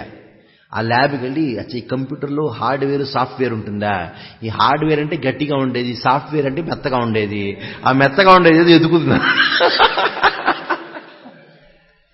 అది హార్డ్వేర్ అంటే హార్డ్గా ఉండేది, సాఫ్ట్వేర్ అంటే మెత్తగా ఉండేది కాదు. అదే ఈ సూక్ష్మ శరీరం, ఇది భౌతిక శరీరమే. ఈ మనస్సు, బుద్ధి, అహంకారంతో నిండింపబడిన ఈ శరీరం ఉంది, దాన్ని సూక్ష్మ భౌతిక శరీరం అన్నారు. అది కనిపించదు, అది సాఫ్ట్వేర్ లాంటిది. ఈ సాఫ్ట్వేర్తో హార్డ్వేర్ పనిచేస్తుంది. అట్లాగే మనం ఇది ప్లాన్ చేస్తాం మనస్సులో, ఆ ప్లాన్ ని ఈ స్థూల భౌతిక శరీరంతో మనం నిర్వహిస్తాం, అంటే ఎగ్జిక్యూట్ చేస్తాం. అంటే ఈ మధ్యలో ఈ రెండింటి మధ్య కనెక్షన్ ఉంటుంది. ఈ మనస్సు, మెదడు, ఈ రెండిట్లో వ్యత్యాసం ఉంది, ఈ 2 తేడా ఉంది, ఈ 2 భిన్న తత్వాలు. ఈ మధ్య ఈ డాక్టర్లు ఉన్నారే వీళ్ళకి, ఈ మోడర్న్ డాక్టర్స్, అలోపతి డాక్టర్స్కి, వాళ్ళకి ఆత్మతత్వాన్ని దాని గురించి మర్చిపోండి. మనసు అనేది ఉన్నది, మనస్సు అనేది ఒక సూక్ష్మతత్వం ఉన్నది, దాని గురించి కూడా తెలియదండి వాళ్ళకి. ఈ మనసు, ఈ మెదడు, ఈ 2 ఒకటే. Brain is the mind and mind is the brain. వాళ్ళకి మైండ్ అనేది ఆ తత్వమే తెలియదు, ఉన్నదని అది కూడా స్వీకరించరు. వాళ్ళు అంటారు ఈ బ్రెయిన్ ఫంక్షన్స్ ఉంది, అది మైండ్ అంటారు. ఈ సూక్ష్మ తత్వాలు ఉన్నాయి, వాటి గురించి కూడా స్వీకరించను. అంటే ఎంత అలోపతి, ఈ మోడర్న్ మెడిసిన్ ఉందే, అది ఎంత లో క్లాస్ నాలెడ్జ్ అంటే వాళ్ళకి ఏమీ తెలియదండి. శరీరం గురించి కూడా తెలియదు, ఆత్మతత్వం గురించి తెలియదు, అది ఒప్పుకున్నాం. ఈ శరీరం గురించి కూడా తెలియదు వాళ్ళకి. ఈ శరీరంలో స్థూల భాగంలో అత్యంత స్థూలమైన తత్వంలో 2% మాత్రం కొంచెం తెలుసుకోవడానికి ప్రయత్నిస్తున్నారు. మనం అటువంటి విజ్ఞానం మీద ఎంతో విశ్వాసిస్తాం. మనం ఎంత విశ్వాసం చూడండి. మన ఏది కఫ, పిత్త, వాత ఏమీ తెలీదు. మనసు ఉంది, బుద్ధి ఉన్నది, ఈ స్థూలతత్వం ఉంది, పృథ్వీతో నిర్మించిన ఈ శరీరం ఉంది, దానిలో కూడా 2% మాత్రమే తెలుసు. అది తెలుసుకోవడానికి 5 ఏళ్ళు 6 ఏళ్ళు ఎండి ఏదేదో చేసిన తర్వాత కూడా ఏదో మందులు ఎక్స్పెరిమెంట్ చేస్తారు. డాక్టర్ దగ్గరికి వెళ్తే మందులు ఇవ్వరు, ఆ మందులు మీ మీద ప్రయోగిస్తున్నారు. అది ప్రయోగం, మీ శరీరం ప్రయోగశాల అయింది వాళ్ళకి. ఈ మందులు తీసుకోండి, వారం తర్వాత రండి చూద్దాం. ఈ మందులు తీసుకోండి, మీరు ఈ రోగం తీరిపోతుంది అని చెప్పరు. మళ్ళీ ఒకసారి రండి చూద్దాం, ఇంకొక మందు ఇస్తాను, ఎక్స్పెరిమెంట్ చేద్దాం. అది ఆ మందు కనుక మీకు సరి అవుతే ఏమవుతుందంటే ఆ మందు తీసుకోకుండానే మీ నయం అయిపోతుంది ఆ రోగం. ఇది హార్డ్వేర్ అండ్ సాఫ్ట్వేర్ ఈ కంపేర్ చేశాం. ఇప్పుడు ఈ హార్డ్వేర్ సాఫ్ట్వేర్ ఉన్న కంప్యూటర్ పని చేయదు. ఆ కంప్యూటర్ పని చేయాలి అంటే దానిలో ఒక కరెంటు కావాలి. ఆ కరెంటు కావాలి అంటే ఆ కంప్యూటర్ మీరు ప్లగ్ పాయింట్లో పెట్టాలి. ఆ ప్లగ్ పాయింట్లో పెట్టినప్పుడు అక్కడి నుంచి కరెంట్ వస్తుంది కదా. అట్లాగే ఈ స్థూల శరీరం ఉందే అది హార్డ్వేరు, మనసు బుద్ధి అహంకారం ఉన్నదే అది సాఫ్ట్వేరు. ఆ ప్లగ్ పాయింట్ ఏమిటంటే ఆత్మ. ఆ ప్లగ్ పాయింట్ నుంచి వచ్చే కరెంట్ ఏమిటంటే చైతన్యం. ఈ ప్లగ్ పాయింట్ ఆ చైతన్యం ఎక్కడి నుంచి వచ్చిందంటే ఓ పెద్ద జనరేటర్ పవర్ హౌస్ నుంచి వచ్చిందంట. ఈ ఎలక్ట్రికల్ డిపార్ట్మెంట్ పెద్ద జనరేటర్ ఉంటుంది వాళ్ళ దగ్గర, టర్బైన్ అక్కడి నుంచి వచ్చిందంట. థర్మల్ పవర్ ప్లాంట్ అక్కడి నుంచి వచ్చిందంట. అంటే అది పరమాత్మ. అంటే పరమాత్మ, ఆత్మ, సూక్ష్మ శరీరం, స్థూల శరీరం, ఇది ఒక సెటప్. ఒక మెదడుతో మనసులో తేడా ఉంది. అంటే స్థూల భౌతిక శరీరం, సూక్ష్మ భౌతిక శరీరం రెండింటిలో తేడా ఉంది. సూక్ష్మ భౌతిక శరీరమైన మనసు, సూక్ష్మ శరీరమైన ఆ మనస్సు బుద్ధి అహంకారానికి ఈ ఆత్మకి తేడా ఉన్నది. ఈ ఆత్మ ఆధ్యాత్మికమైనది. ఈ మధ్య ఉండే సైంటిస్టు ఆ మెదడునే మనసు అనుకుంటారు, ఆ మనసునే మెదడు అనుకుంటారు. అక్కడ పొరపాటు చేస్తున్నారు. బౌద్ధ దార్శనికులు, పాశ్చాత్య దేశ దార్శనికులు ఈ మనసుని ఆత్మగా భావిస్తారు, ఆత్మని మనసుగా భావిస్తారు. ఈ ఆత్మ మనసులో ఉండే ఆ తేడాని గుర్తించరు. వాళ్ళెవరు? ఈ బౌద్ధ మతం వాళ్ళు. ఎన్నెన్నో ఫిలాసఫర్స్ ఉన్నారు.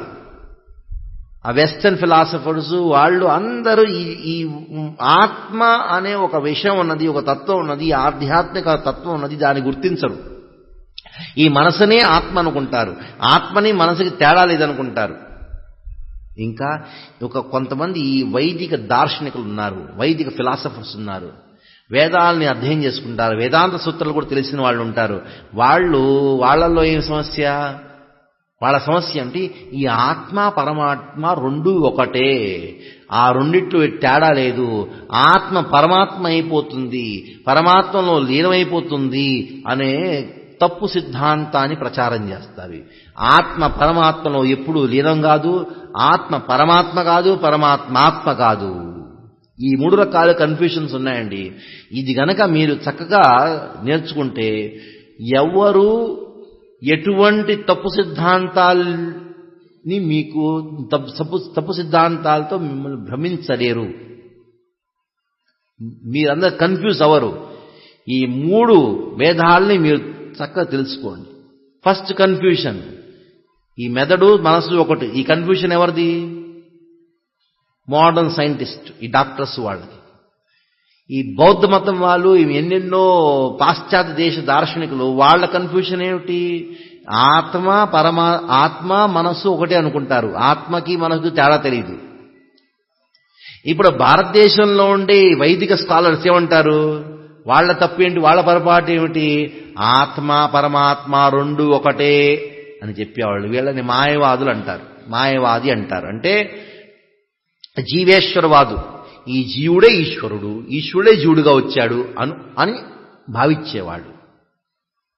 ఇప్పుడు ఈ మనస్సు ఉన్నదే ఏమిటి? ఆ మనస్సు, ఈ మనస్సు అనేది ఏమిటో కాదు. మనస్సు అనేది ఒక నది. ఎట్లా నదిలో జలం ప్రవహిస్తుందో, నీళ్లు ఎట్లా ప్రవహిస్తాయో నదిలో, అట్లాగే ఈ మనస్సు అనే నదిలో ఎన్నెన్నో విచారాలు ప్రవహిస్తూ ఉంటాయి. మంచి చెడు, కావలసినవి అక్కర్లేనివి ఎన్నెన్నో పిచ్చి పిచ్చి విచారాలు కూడా వస్తూ ఉంటాయి. ఎన్నెన్నో విచారాలు వస్తున్నా దానిలో మంచి చెడు దాని రెండిట్లో ఆ తేడాని గుర్తింపజేసే శక్తి ఉన్నదే దాన్ని బుద్ధి అన్నారు. బుద్ధి అంటే విచక్షణా శక్తి. మంచి చెడు, ఇది తప్పు ఇది సరి, ఈ రెండిట్లో తేడాని గ్రహించే ఆ క్షమత, ఆ పవర్ ఉన్నది దాన్ని బుద్ధి అన్నారు. ద పవర్ ఆఫ్ డిస్క్రిమినేషన్, దాన్ని బుద్ధి అన్నారు. అహంకారం ఏమిటి? నేను ఫలానా, ఈ ఇంటికి నేను ఈశ్వరుణ్ణి, ఫలానా ఆయనకి నేను భార్యని, ఈమెకి నేను భర్తని, ఈమెకి నేను ఈ అమ్మాయికి నేను తండ్రిని, నేను ఈ టెంపుల్కి ప్రెసిడెంట్ని, నేను కమాండర్ని, నేను పురుషుడిని అనే ఆ భావన ఉన్నదే దాన్ని అహంకారం అన్నారు, మిథ్యాహంకారం అన్నారు. ఈ మిథ్యాహంకారం, బుద్ధి, మనసు ఈ మూడింటిని సూక్ష్మ శరీరం అన్నారు. అంటే ఈ పరమాత్మ నుంచి ఆత్మ, ఆత్మ నుంచి చేతన, ఆ చేతన నుంచి సూక్ష్మ శరీరం, సూక్ష్మ శరీరం నుంచి స్థూల శరీరంలో కార్యాన్వితం అవుతుంది. ఎట్లా అవుతుంది? కంప్యూటర్ పవర్ హౌస్ నుంచి, ఎలక్ట్రిసిటీ డిపార్ట్మెంట్ నుంచి నీ ప్లగ్ పాయింట్, ఆ ప్లగ్ పాయింట్ నుంచి కరెంటు, ఆ కరెంట్ నుంచి సాఫ్ట్వేర్, సాఫ్ట్వేర్ నుంచి హార్డ్వేర్. పర్ఫెక్ట్. దీని గురించి ఇంకా చక్కగా తెలుసుకోవాలి అంటే ఏం చేయాలి? దేని గురించి తెలుసుకుందాం? మన జీవితంలో జరిగే ఒక ఘటన, దాని గురించి మనం చెప్పుకుందాం, దాని గురించి కొంచెం తెలుసుకుందాం. ఏమిటి ఆ ఘటన అంటే అందరి జీవితంలో ఘటించే ఘటన అది. దాని గురించి మనం వినటానికి కూడా సిద్ధంగా ఉండం, దాని గురించి ఆలోచించడం కూడా ఆలోచిస్తాం. ఆ ఘటన గురించి చెప్పుకుంటే భయం వేస్తుంది. ఏమిటది? చావు, మృత్యు. ఎన్నెన్నో విషయాల గురించి మనం ఆలోచిస్తాం. ఆ విషయాలు, ఆ ఘటనలు అయినా అవ్వచ్చు, అవ్వకపోయినా అవ్వచ్చు. ఒక ఘటన ఖచ్చితంగా జరిగేది ఏమిటది? ఆ చావు. దాని గురించి మనం పట్టించుకోండి. చావ నాకు అది ఇంకెవరకు అనుకుంటాం. అహని భూతాని గచ్చంతి యమాలయం అన్యః స్థావరమిచ్చంతి కిమాశ్చర్యం మతపరం అన్నారు యుధిష్ఠిరుడు. ఏమన్నారు? ఈ ప్రపంచంలో పెద్ద ఆశ్చర్యం ఏమిటి? ఆశ్చర్యం ఇదే, ప్రతిరోజు ఎందరో మంది చనిపోతున్నారండి. చనిపోయినా మనమేమనుకుంటాము? అతను చనిపోయాడుగా, నేను ఇక్కడే ఉంటాను. అన్యః స్థావరమిచ్చంతి. దీనికంటే పెద్ద ఆశ్చర్యం ఏమిటి? ఎటువంటి ఆశ్చర్యం లేదు. అత ఆశ్చర్య పరక్యం అన్నారు. ఈ మృత్యు, ఈ చావు, ఆ సమయంలో ఏం జరుగుతుంది? What happens at the time of death, దాని గురించి మనం చెప్పుకుందాం. ఫస్ట్ ఏమవుతుంది? What happens at the time of death అంటే ఆ మరణ సమయంలో ఏమి జరుగుతుంది అంటే ఈ ఆత్మ ఈ శరీరాన్ని వదిలేసి బయటికి వెళుతుందంట. ఎట్లా వెళ్తుంది అంటే మనసు, బుద్ధి, అహంకారం అనే ఆ సూక్ష్మ శరీరం ఉందే, ఆ సూక్ష్మ శరీరంతో పాటు, ఆ సూక్ష్మ శరీరంతో పాటు ఈ ఆత్మ ఇంకొక శరీరానికి వెళుతుంది. ఇక్కడ ఉండే శరీరం స్థూల శరీరం మాత్రమే, పంచమహాభూతాలతో నిర్మింపబడిన స్థూల శరీరం మాత్రమే. ఈ సూక్ష్మ శరీరం మన కిందటి జన్మలో ఏ సూక్ష్మ శరీరం ఉన్నదో అది ఈ జన్మలో కూడా, ఇంకొక మరో జన్మలో కూడా అదే సూక్ష్మ శరీరం ఉంటుంది. అందువలన కిందటి జన్మో, గత జన్మలో ఎన్ని జన్మలోనో ఏమేమి అనుభవించామో అన్ని సంస్కార రూపంలో ఈ యొక్క సూక్ష్మ శరీరంలో ఉంటుంది. అందుకని గత జన్మలో జరిగిన ఘటనలు కూడా మనకి ఇప్పుడు గుర్తు రావచ్చు. ఎట్లాగో మీరు ఫోటో తీసుకున్నారు, కెమెరాలో ఫోటో తీసుకున్నారనుకోండి, ఆ ఫోటో ఎన్ని ఫోటోలు ఒక 10, 20, 30, 100 ఫోటోలు తీసుకున్నారనుకోండి, ఆ ఫోటోలన్నీ ఒక కెమెరాలో ఒక చిప్ వస్తుంది. ఆ చిప్ని తీసుకొని ఇంకొక కెమెరాను ఈ కంప్యూటర్లో పెడితే అక్కడ ప్రకటిస్తుంది. అట్లాగే ఈ యొక్క సాఫ్ట్వేర్ ఉంది మన శరీరంలో, ఏమిటది? సూక్ష్మ శరీరం ఉంది. దానిలో మనం చూసినవన్నీ, విన్నవన్నీ, స్పర్శించినవన్నీ, ఈ జ్ఞానేంద్రియాలతో మనం ఏది గ్రహించామో అన్నీ ఒక సంస్కారంలాగా, ఒక ఇంప్రెషన్స్ తయారవుతాయి. దాన్ని సంస్కార అంటారు. సంస్కారం అంటే ఏంటో కాదు, వాసన. సంస్కారం అంటే ఇది ఏమిటి? 2 పిల్లలు జన్మించారండి. ఒక పిల్లవాడు చాలా మంచివాడు, చెప్పిన మాట వింటాడు, చాలా శుభ్రంగా ఉంటాడు, బుద్ధిమంతుడు, అన్ని సద్గుణాలతో ఉన్నాడు. ఇంకొకడు వెరివేషాలు ఇస్తూ ఉంటాడు, గాడిలాగా ఉంటాడు, బుద్ధి లేదు, చెప్పిన మాట విన్నాడు, అల్లరి చేస్తూ ఉంటాడు. ఎందుకు? వాళ్ళిద్దరిలో తేడా ఎందుకు వచ్చింది? ఎందుకంటే ఆ పిల్లవాడు వాళ్ళిద్దరూ ఒకే చోట ఒకే సమయంలో జన్మించిన వాళ్ళ ఇద్దరికీ కిందటి జన్మలో సంస్కారాలు వేరువేరు. వాళ్ళిద్దరూ, ఒకడు చక్కగా సాత్వికమైన భావనతో మరణించాడు, అందుకని ఈ జన్మలో కూడా ఆ సాత్విక భావనంతో వచ్చాడు. అందుకని భగవంతుడు ఏమంటాడంటే, కారణం గుణసంగస్య సదసద్యోని జన్మషు. కిందటి జన్మలో మనం ఏమి చేశామో అవన్నీ సంస్కార రూపంలో ఈ సూక్ష్మ శరీరంలో స్టోర్ అయి ఇక్కడికి వస్తాయి. ఈ ప్రపంచంలో ఈ జన్మలో ఇవన్నీ ప్రకాశిస్తాం. కిందటి జన్మలో ఏది చేశామో ఆ మనస్సులో స్టోర్ అవుతుంది. అంటే ఈ మృత్యు సమయంలో ఏమవుతుందంటే, ఈ ఆత్మని ఈ సూక్ష్మ శరీరం ఇంకొక శరీరానికి తీసుకెళ్తుంది. పరమాత్మ ఈ అరేంజ్మెంట్ చేస్తాడు, అంటే పరమాత్మ కూడా వెళ్ళిపోతాడు. ఇక్కడ పడి ఉంది ఏంటంటే స్వశరీరం మాత్రమే. ఈ యొక్క ఘటన గురించి మనం తెలుసుకుంటే క్లియర్గా తెలుస్తుంది, స్పష్టంగా తెలిసిపోతుంది. ఏం తెలిసిపోతుంది? స్థూల శరీరం ఏమిటి, సూక్ష్మ శరీరం ఏమిటి, ఆత్మ ఏమిటి, పరమాత్మ ఏమిటి స్పష్టంగా తెలిసిపోయిందండి. మీరు అనుకోవచ్చు, ఆత్మ గురించి చెబుతాం అని గంటన్నర అయిపోయింది, ఇంకా మీరు ఆత్మ గురించి చెప్పండి అంటే, ఆత్మ గురించి కొంచెం చెప్పుకుందాంలే. ఇప్పుడు మనకు తెలిసిందిగా శరీరం ఏమిటో అన్నీ తెలిసిందంతా. ఆత్మ యొక్క లక్షణం ఏమిటి మీరందరూ తెలుసు, ఆత్మ యొక్క లక్షణాలు తెలుసు మీకు. ఏమిటది? సత్ చిత్ ఆనంద. మీరు ఈ మాటను వింటూ ఉంటారు, సచ్చిదానంద అంటారు. ఏమిటా సచ్చిదానంద? ఏమిటో కాదు, సత్ చిత్ ఆనంద అని ఈ 3 శబ్దాలతో ఏర్పడింది సచ్చిదానంద అన్నారు. సత్ అంటే ఏమిటి? ఆత్మ యొక్క మొట్టమొదటి లక్షణం ఏమిటంటే, క్వాలిటీ ఏమిటంటే అది సత్. సత్ అంటే ఏమిటి? సనాతన అనే ఆ శబ్దానికి షార్ట్ ఫామ్ సత్. ఏ వస్తువుకు అయితే జన్మ ఉండదో, మరణం లేదో దాన్ని సత్ అన్నారు, సనాతన అన్నారు. భగవద్గీతలో భగవంతుడు అన్నాడు, న జాయతే మ్రియతే వా కదాచిత్ నాయం భూత్వా భవితా వానభూయః అజో నిత్య శాశ్వతోయం పురాణో నహన్యతే హన్యమానే శరీరే అన్నాడు. న జాయతే, ఆత్మకి జన్మ లేదు. న మ్రియతే, ఆత్మకి మృత్యు అంటూ లేదు, చావు లేదు. నా జాయతే న మ్రియతే వా కదాచిత్, ఎప్పుడూ ఏ సమయంలోనూ, కదాచిత్ నెవర్, ఈ ఆత్మకి జన్మ అంటూ లేదు, మృత్యు చావు అంటూ లేదు. కదాచిత్ నాయం భూత్వా, భూతకాలంలో కూడా ఆత్మ ఎప్పుడు జన్మించల. నాయం భూత్వా నా భవిత, భవిష్యత్తులో కూడా ఆత్మ ఎప్పుడు మరణించదు, నా జన్మించదు. వాన భూయ అంటే ఈ సమయంలో కూడా ఆత్మకి జన్మ లేదు, మృత్యువు లేదు, చావు లేదు. అజహ అన్నారు. అజహ అంటే ఆ జన్మ, దీనికి జన్మ అంటూ లేదు. నిత్య, నిత్యంగా ఉండేది. శాశ్వతోయం, శాశ్వతంగా ఉండేది.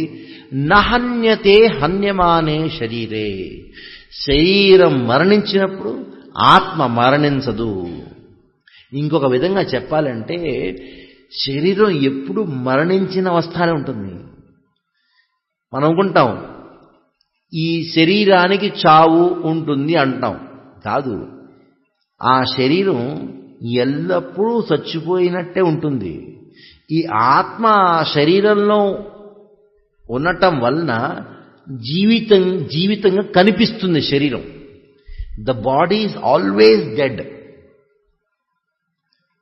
Because of the presence of soul it seems to be alive.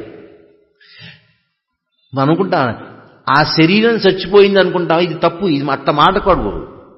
శరీరం చావదు. శరీరం ఎప్పుడూ చచ్చే ఉంటుంది. ఈ ఆత్మ శరీరంలో ఉండటం వల్ల ఏదో బతికిందిలాగా కనిపిస్తుంది అంతే.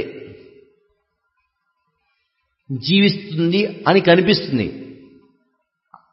ఆ శరీరానికి ఎటువంటి జీవ యొక్క లక్షణాలు లేవు. ఎప్పుడూ చచ్చిపోయే ఉంటుంది ఆ శరీరం. ఆత్మ ఉన్నంతసేపు మనకేమనిపిస్తుంది? శరీరం బతుకుంది అని అనిపిస్తుంది అంతే. నహన్యతే హన్యమానే శరీరే.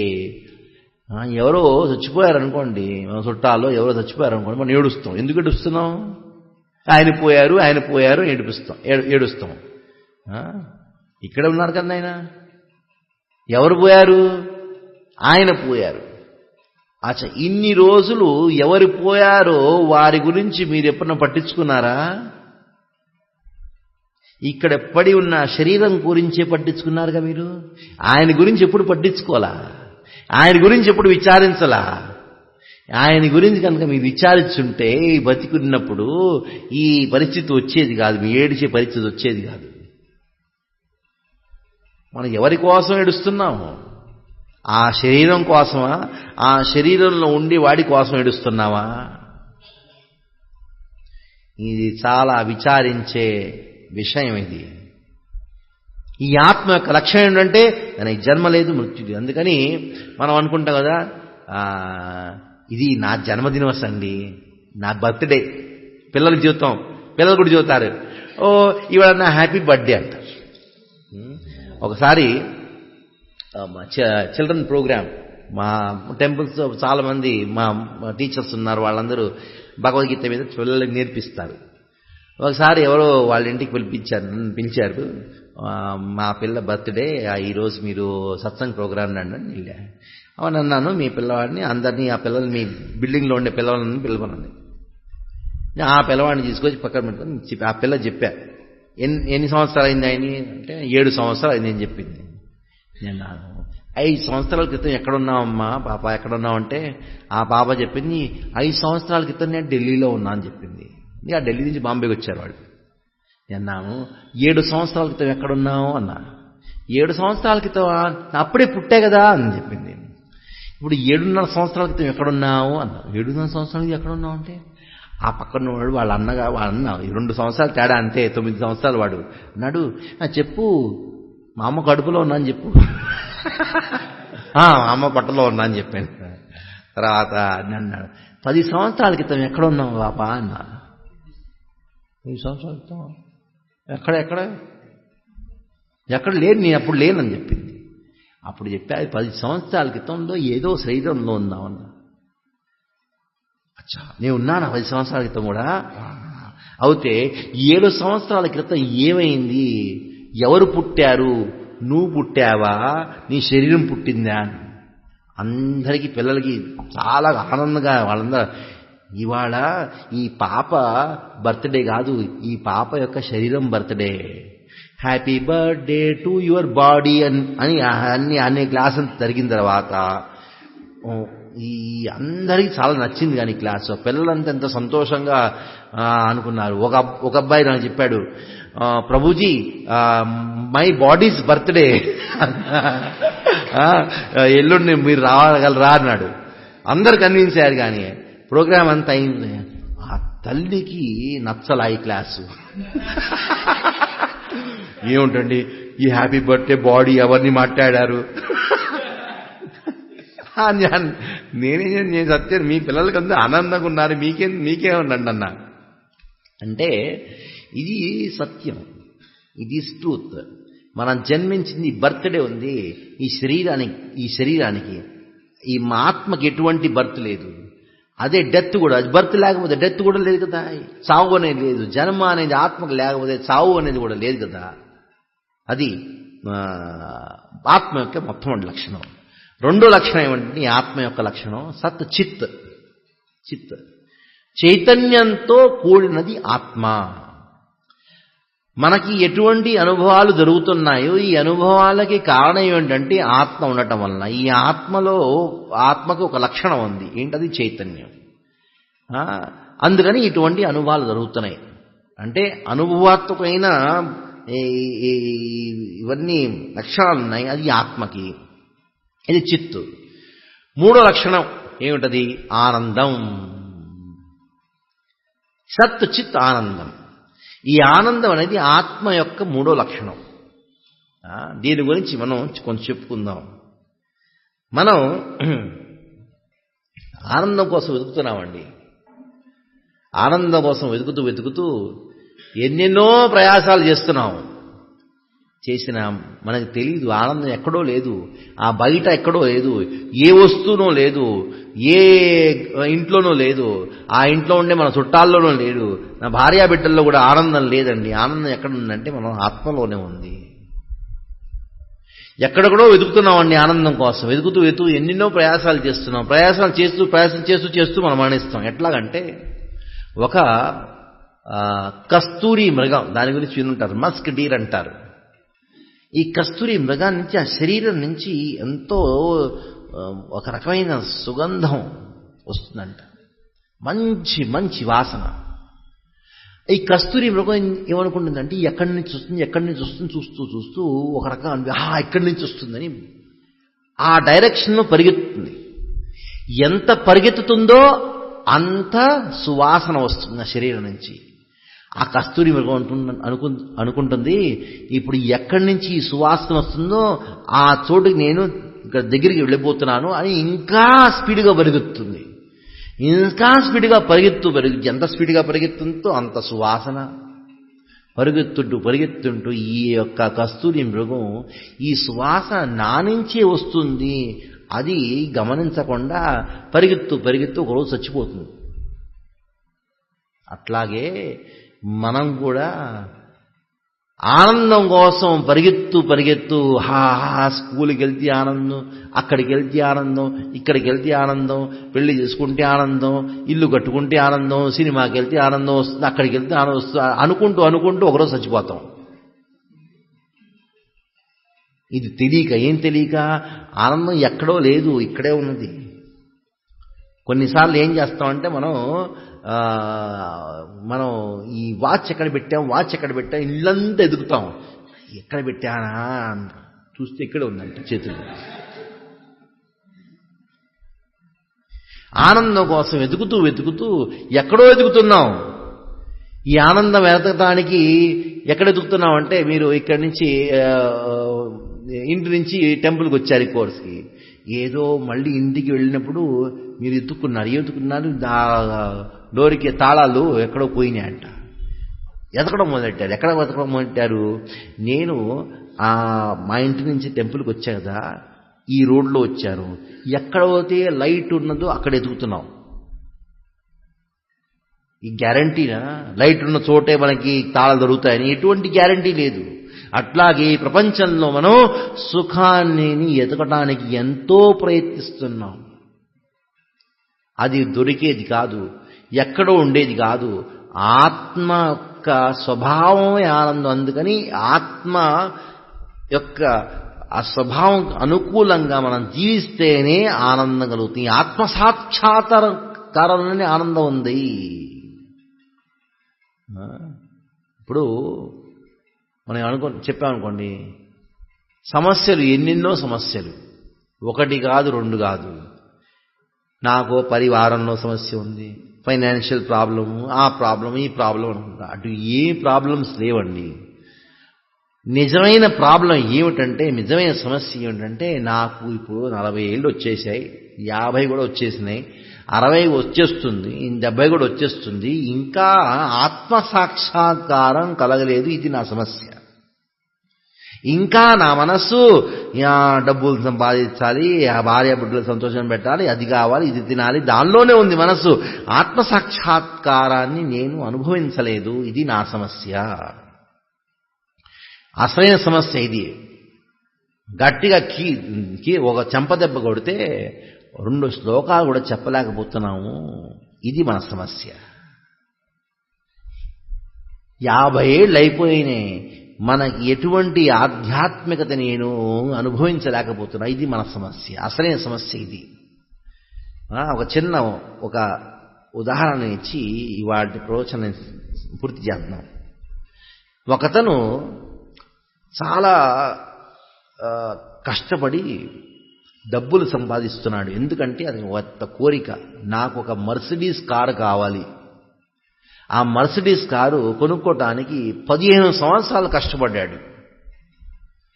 ఒక్కొక్క రూపాయి దాచుకుంటూ ఖర్చు చేయకుండా ఏదో ఒక రోజు నేను ఆ మర్సిడీస్ని కొనాలి అనే ఆ ఒక్క ధ్యేయంతో 15 సంవత్సరాలు చాలా కష్టపడి ఓవర్ టైం చేసి అది ఇది చేసి ఒకరోజు ఒక 50 లక్షల చెక్ తీసుకెళ్ళాడు.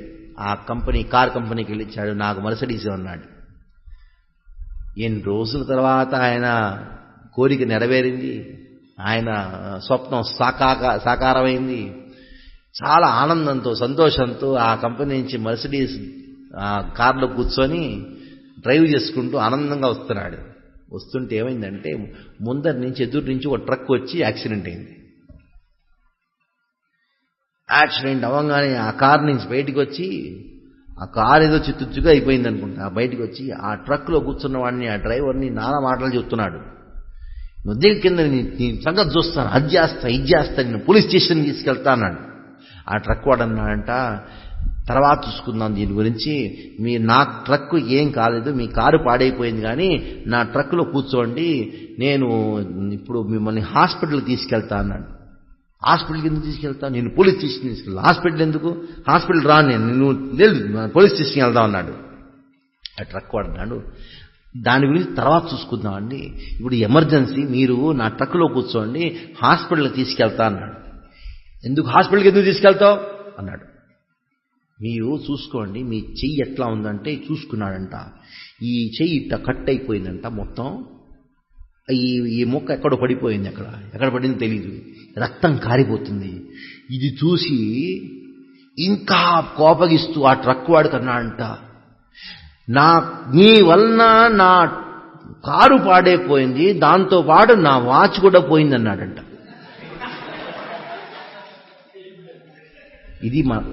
ఇది మన జీవితం అండి.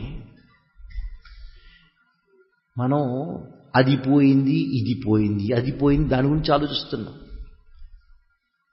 దానికోసం అక్కడికి వెళ్ళాలి, ఇక్కడికి వెళ్ళాలి, దాని గురించి ఆలోచిస్తున్నాం. ఎమర్జెన్సీ, ఇతనికి ఈ ఎమర్జెన్సీలో ఎక్కడికి వెళ్ళాలి, హాస్పిటల్కి వెళ్ళాలి, పోలీస్ స్టేషన్కి వెళ్ళాలనుకున్నాడు. అతని నిజమైన కష్టం, బాధ, సమస్య ఏమిటి, ఆ చెయ్యి విరిగిపోయింది, అది నిజమైన కష్టం, నిజమైన బాధ. లేకపోతే అతని ఆసక్తి ఈ కారులో, ఈ వాచ్లో ఉండటం వలన అది రక్తం కారుతున్నా ఆ నొప్పి తెలియటలా, కారు పోయిందే, వాచ్ పోయిందే, దాని గురించి మాట్లాడుకుంటున్నాం. అట్లాగే మనం కూడా ఎన్నెన్నో సమస్యల గురించి చెప్పుకుంటూ ఉంటాం. నా భార్య నా మాట వింటలేదు, నా పిల్లలు నా మాట వింటలేదు, నా కోడలు నా మాట వింటలేదు, ఇది పెద్ద సమస్య. నువ్వు ఆ భగవంతుడు మాట వింటున్నావా? భగవద్గీత చదివావా? భగవద్గీతలో నీకు ఎన్ని శ్లోకాలు వచ్చు? ఆత్మసాక్షాత్కారం కలిగిందా? కలగలేదు కదా. అది మన సమస్య. మన జీవితంలో ఎటువంటి సమస్య లేదండి, ఒకే సమస్య, ఆత్మసాక్షాత్కారం కలగలేదు. ఇదే సమస్య, ఇంకెటువంటి సమస్యలు లేవు.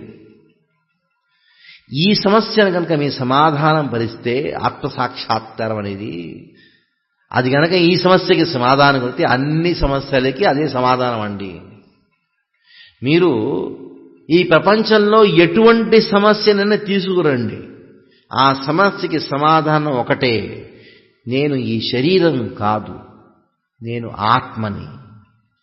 I am not this body, I am soul. ఎటువంటి సమస్య అయినా దానికి సమాధానం ఒకే. ఇక మాస్టర్కి లాంటిది ఈ ఒక వాక్యం. ఈ ఒక్క వాక్యంతో కృష్ణుడు ఈ భగవద్గీతలో ఈ వాక్యాన్ని చెప్పి ఈ ప్రపంచంలో ఉండే ప్రతి ఒక్క సమస్యకి సమాధానం ఒక్క వాక్యంలో చెప్పాడండి. అందుకని ఈ భగవద్గీత మన జీవితంలో చాలా ముఖ్యం. ఇది గనక మనం చదవకపోతే, ఆత్మసాక్షాత్కారాన్ని గనక మనం సీరియస్ అవ్వకపోతే, గంభీరంగా ఈ ఆత్మసాక్షాత్కార యొక్క మార్గాన్ని స్వీకరించకపోతే సమస్యకి సమాధానాలు ఉండవు. ఏదేదో సమస్యల్లో మనం పడిపోతూ ఉంటాం, మూర్ఖులు అవుతాం. ఇతను మూర్ఖుడు, వెళ్లాల్సి వచ్చింది, ఎమర్జెన్సీకి వెళ్లాల్సి వచ్చింది, హాస్పిటల్కి, పోలీస్ స్టేషన్ అంటాడు. కావలసింది అసలైన సమస్య, చెయ్యి నరిగి కట్ అయిపోయింది, అది సమస్య. వాచిపోయింది, అది పోయింది, అది సమస్య అనుకుంటాడు. అసలైన సమస్య గురించి మనం తెలుసుకున్నప్పుడు మిగతా సమస్యలకి సమాధానం అవుతుంది. కొంతమంది అంటారు, ప్రభు గారు చాలా చక్కగా చెప్పారండి. నాకు చావు వచ్చినప్పుడు నా ఆత్మ వెళ్ళిపోతుంది, నా ఆత్మ పోనీయండి, నేను ఇక్కడే ఉంటాగా, నేను ఇక్కడే ఉంటాను, నా ఆత్మ పోనీయండి. కాదండి, మన ఆత్మ పోదు. చావు వచ్చినప్పుడు, ఆ మృత్యు వచ్చినప్పుడు, నేను ఆత్మ, I the soul leave the body, it is not that my soul leaves the body. మనకి ఎంత ఆసక్తి అంటే, చావు వచ్చినప్పుడు నా ప్రాణం పోయింది, నేను ఇక్కడే ఉంటా. కొంతమంది అట్లా అంటారు, నా ప్రాణం పోయింది కానీ పోనీ, నేను ఇక్కడ ఉంటాగా. అది కాదండి, నేను పోతున్నాను, ఐ హ్యావ్ టు గో, వెళ్ళవలసిందే. దానికోసం మనం తయారు కావాలి. మీరు ఎక్కడో ప్రయాణం చేయడానికి తయారు చేసుకుంటారు కదా, అట్లాగే ఈ జీవితం ఉందందే, మనం ఈ శరీరాన్ని వదలటానికి ఒక తయారు చేసుకోవటానికి ఒక సమయం. ఇది ఆత్మసాక్షాత్కారం గురించి, ఆత్మతత్వాన్ని గురించి మనం చెప్పుకుందాం. ఏమన్నా క్వశ్చన్స్ ఏమన్నా ఉంటే అడగండి. Any questions? హరే కృష్ణ. ఓటే సేమ్ శంకరాచార్యులు యొక్క ఆయన అద్వైతానికి మాయవాదులకు ఎన్నెన్నో రకరకాలు 100 రకాల మాయవాదులు ఉన్నాయండి. ఆ శంకరాచార్యులు ఏం చెప్పారంటే, శంకరాచార్యులకి ముందు అష్టావక్ర ఎన్నెన్నో చాలామంది మాయావదులు వచ్చారు. వాళ్ళు చెప్పిన దానికంటే ఇంకేదో 1000 రెట్లు ఎక్కువగా మాయావాదం చెప్పాడు శంకరాచార్యులు. వాళ్ళు కూడా ఊహించలేని మాటలు శంకరాచార్యులు వారు చెప్పారు. జీవేశ్వరవాద, వర్తవాద, ఎన్నెన్నో వాదాలు ఉన్నాయి. ఇంకేమైనా క్వశ్చన్స్? కిందటి జన్మో, దాని కిందటి జన్మో మన కర్మలు ఒకటే కదా.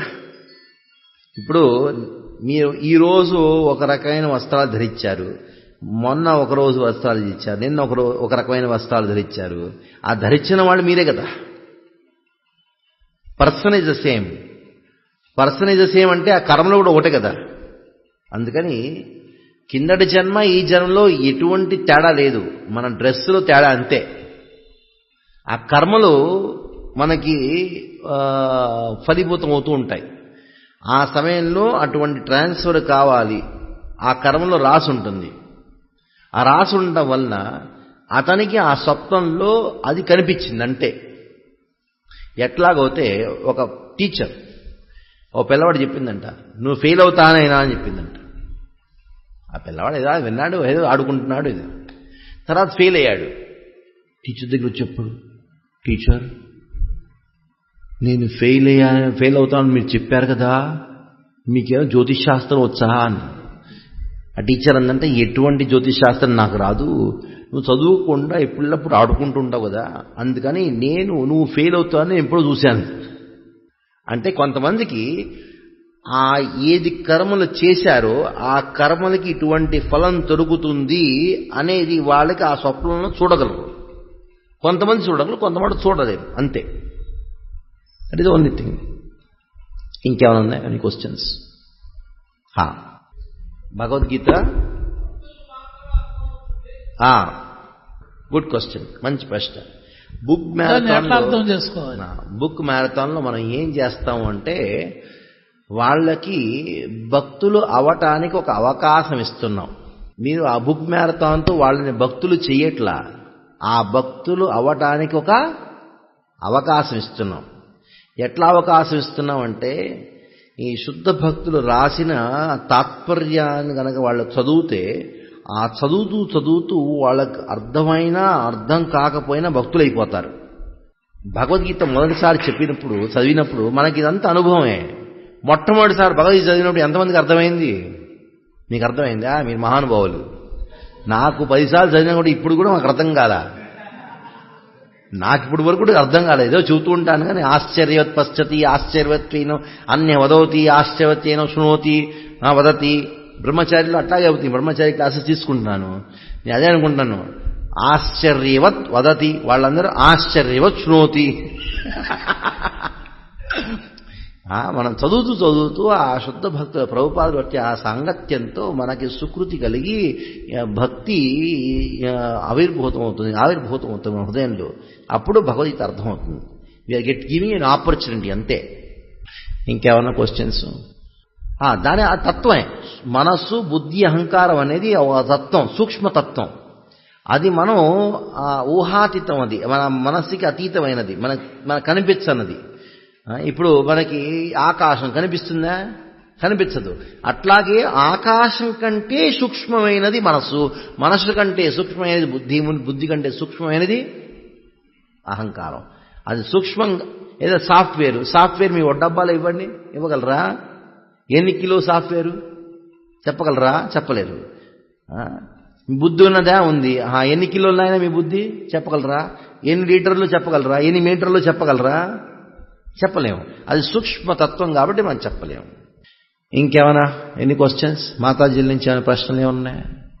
No questions. మీరందరూ భక్తులు కదా, అందుకని క్వశ్చన్. Last question. మనస్సు హృదయం దీనికి వ్యత్యాసం లేదు. ఇది ఏంటి అంటే ఇది ఈ సినిమాల్లోనూ కావ్యాల్లోనూ ఇవన్నీ చెబుతుంటారు. మనస్సే హృదయం మనస్సు. ఈ హృదయంలో మనం అనుభవిస్తాం, మనస్సే అనుభవించాం. Thinking, feeling, willing. థింకింగ్ అంటే విచారించేది చోటు, ఫీలింగ్ అంటే అనుభవించేది, విల్లింగ్ అంటే నేను సంకల్పం. ఈ 3 కార్యాలు మనసులో జరుగుతాయి. ఇప్పుడు ఆ ఫీలింగ్ అనే ఆస్పెక్ట్ ఉంది మనసుది, దాన్ని హృదయం అంటారు. మనసులో అనుకుంటాం, హృదయంలో ఫీల్ అవుతాం. ఆ హృదయంలో అంటే మనస్సే, అది కూడా మనస్సే. ఆ మనస్సు యొక్క యాక్టివిటీని ఒక సపరేట్ వర్డ్తో మనం యూజ్ చేస్తున్నాం, అంతే. శ్రీ ప్రభుపాద్ కీ జై, భగవద్గీత కీ జై. రేపు ఈశ్వర తత్వాన్ని గురించి చెప్పుకుందాం. ఈశ్వరుడు ఉన్నాడా లేడా, ఎవరు, వాటి గురించి. హిస్ గ్రేస్ కమల్ లోచన్ బ్రోకి, శిలా ప్రభుపాద్ కి, గౌర్ ప్రేమానందే. వీరు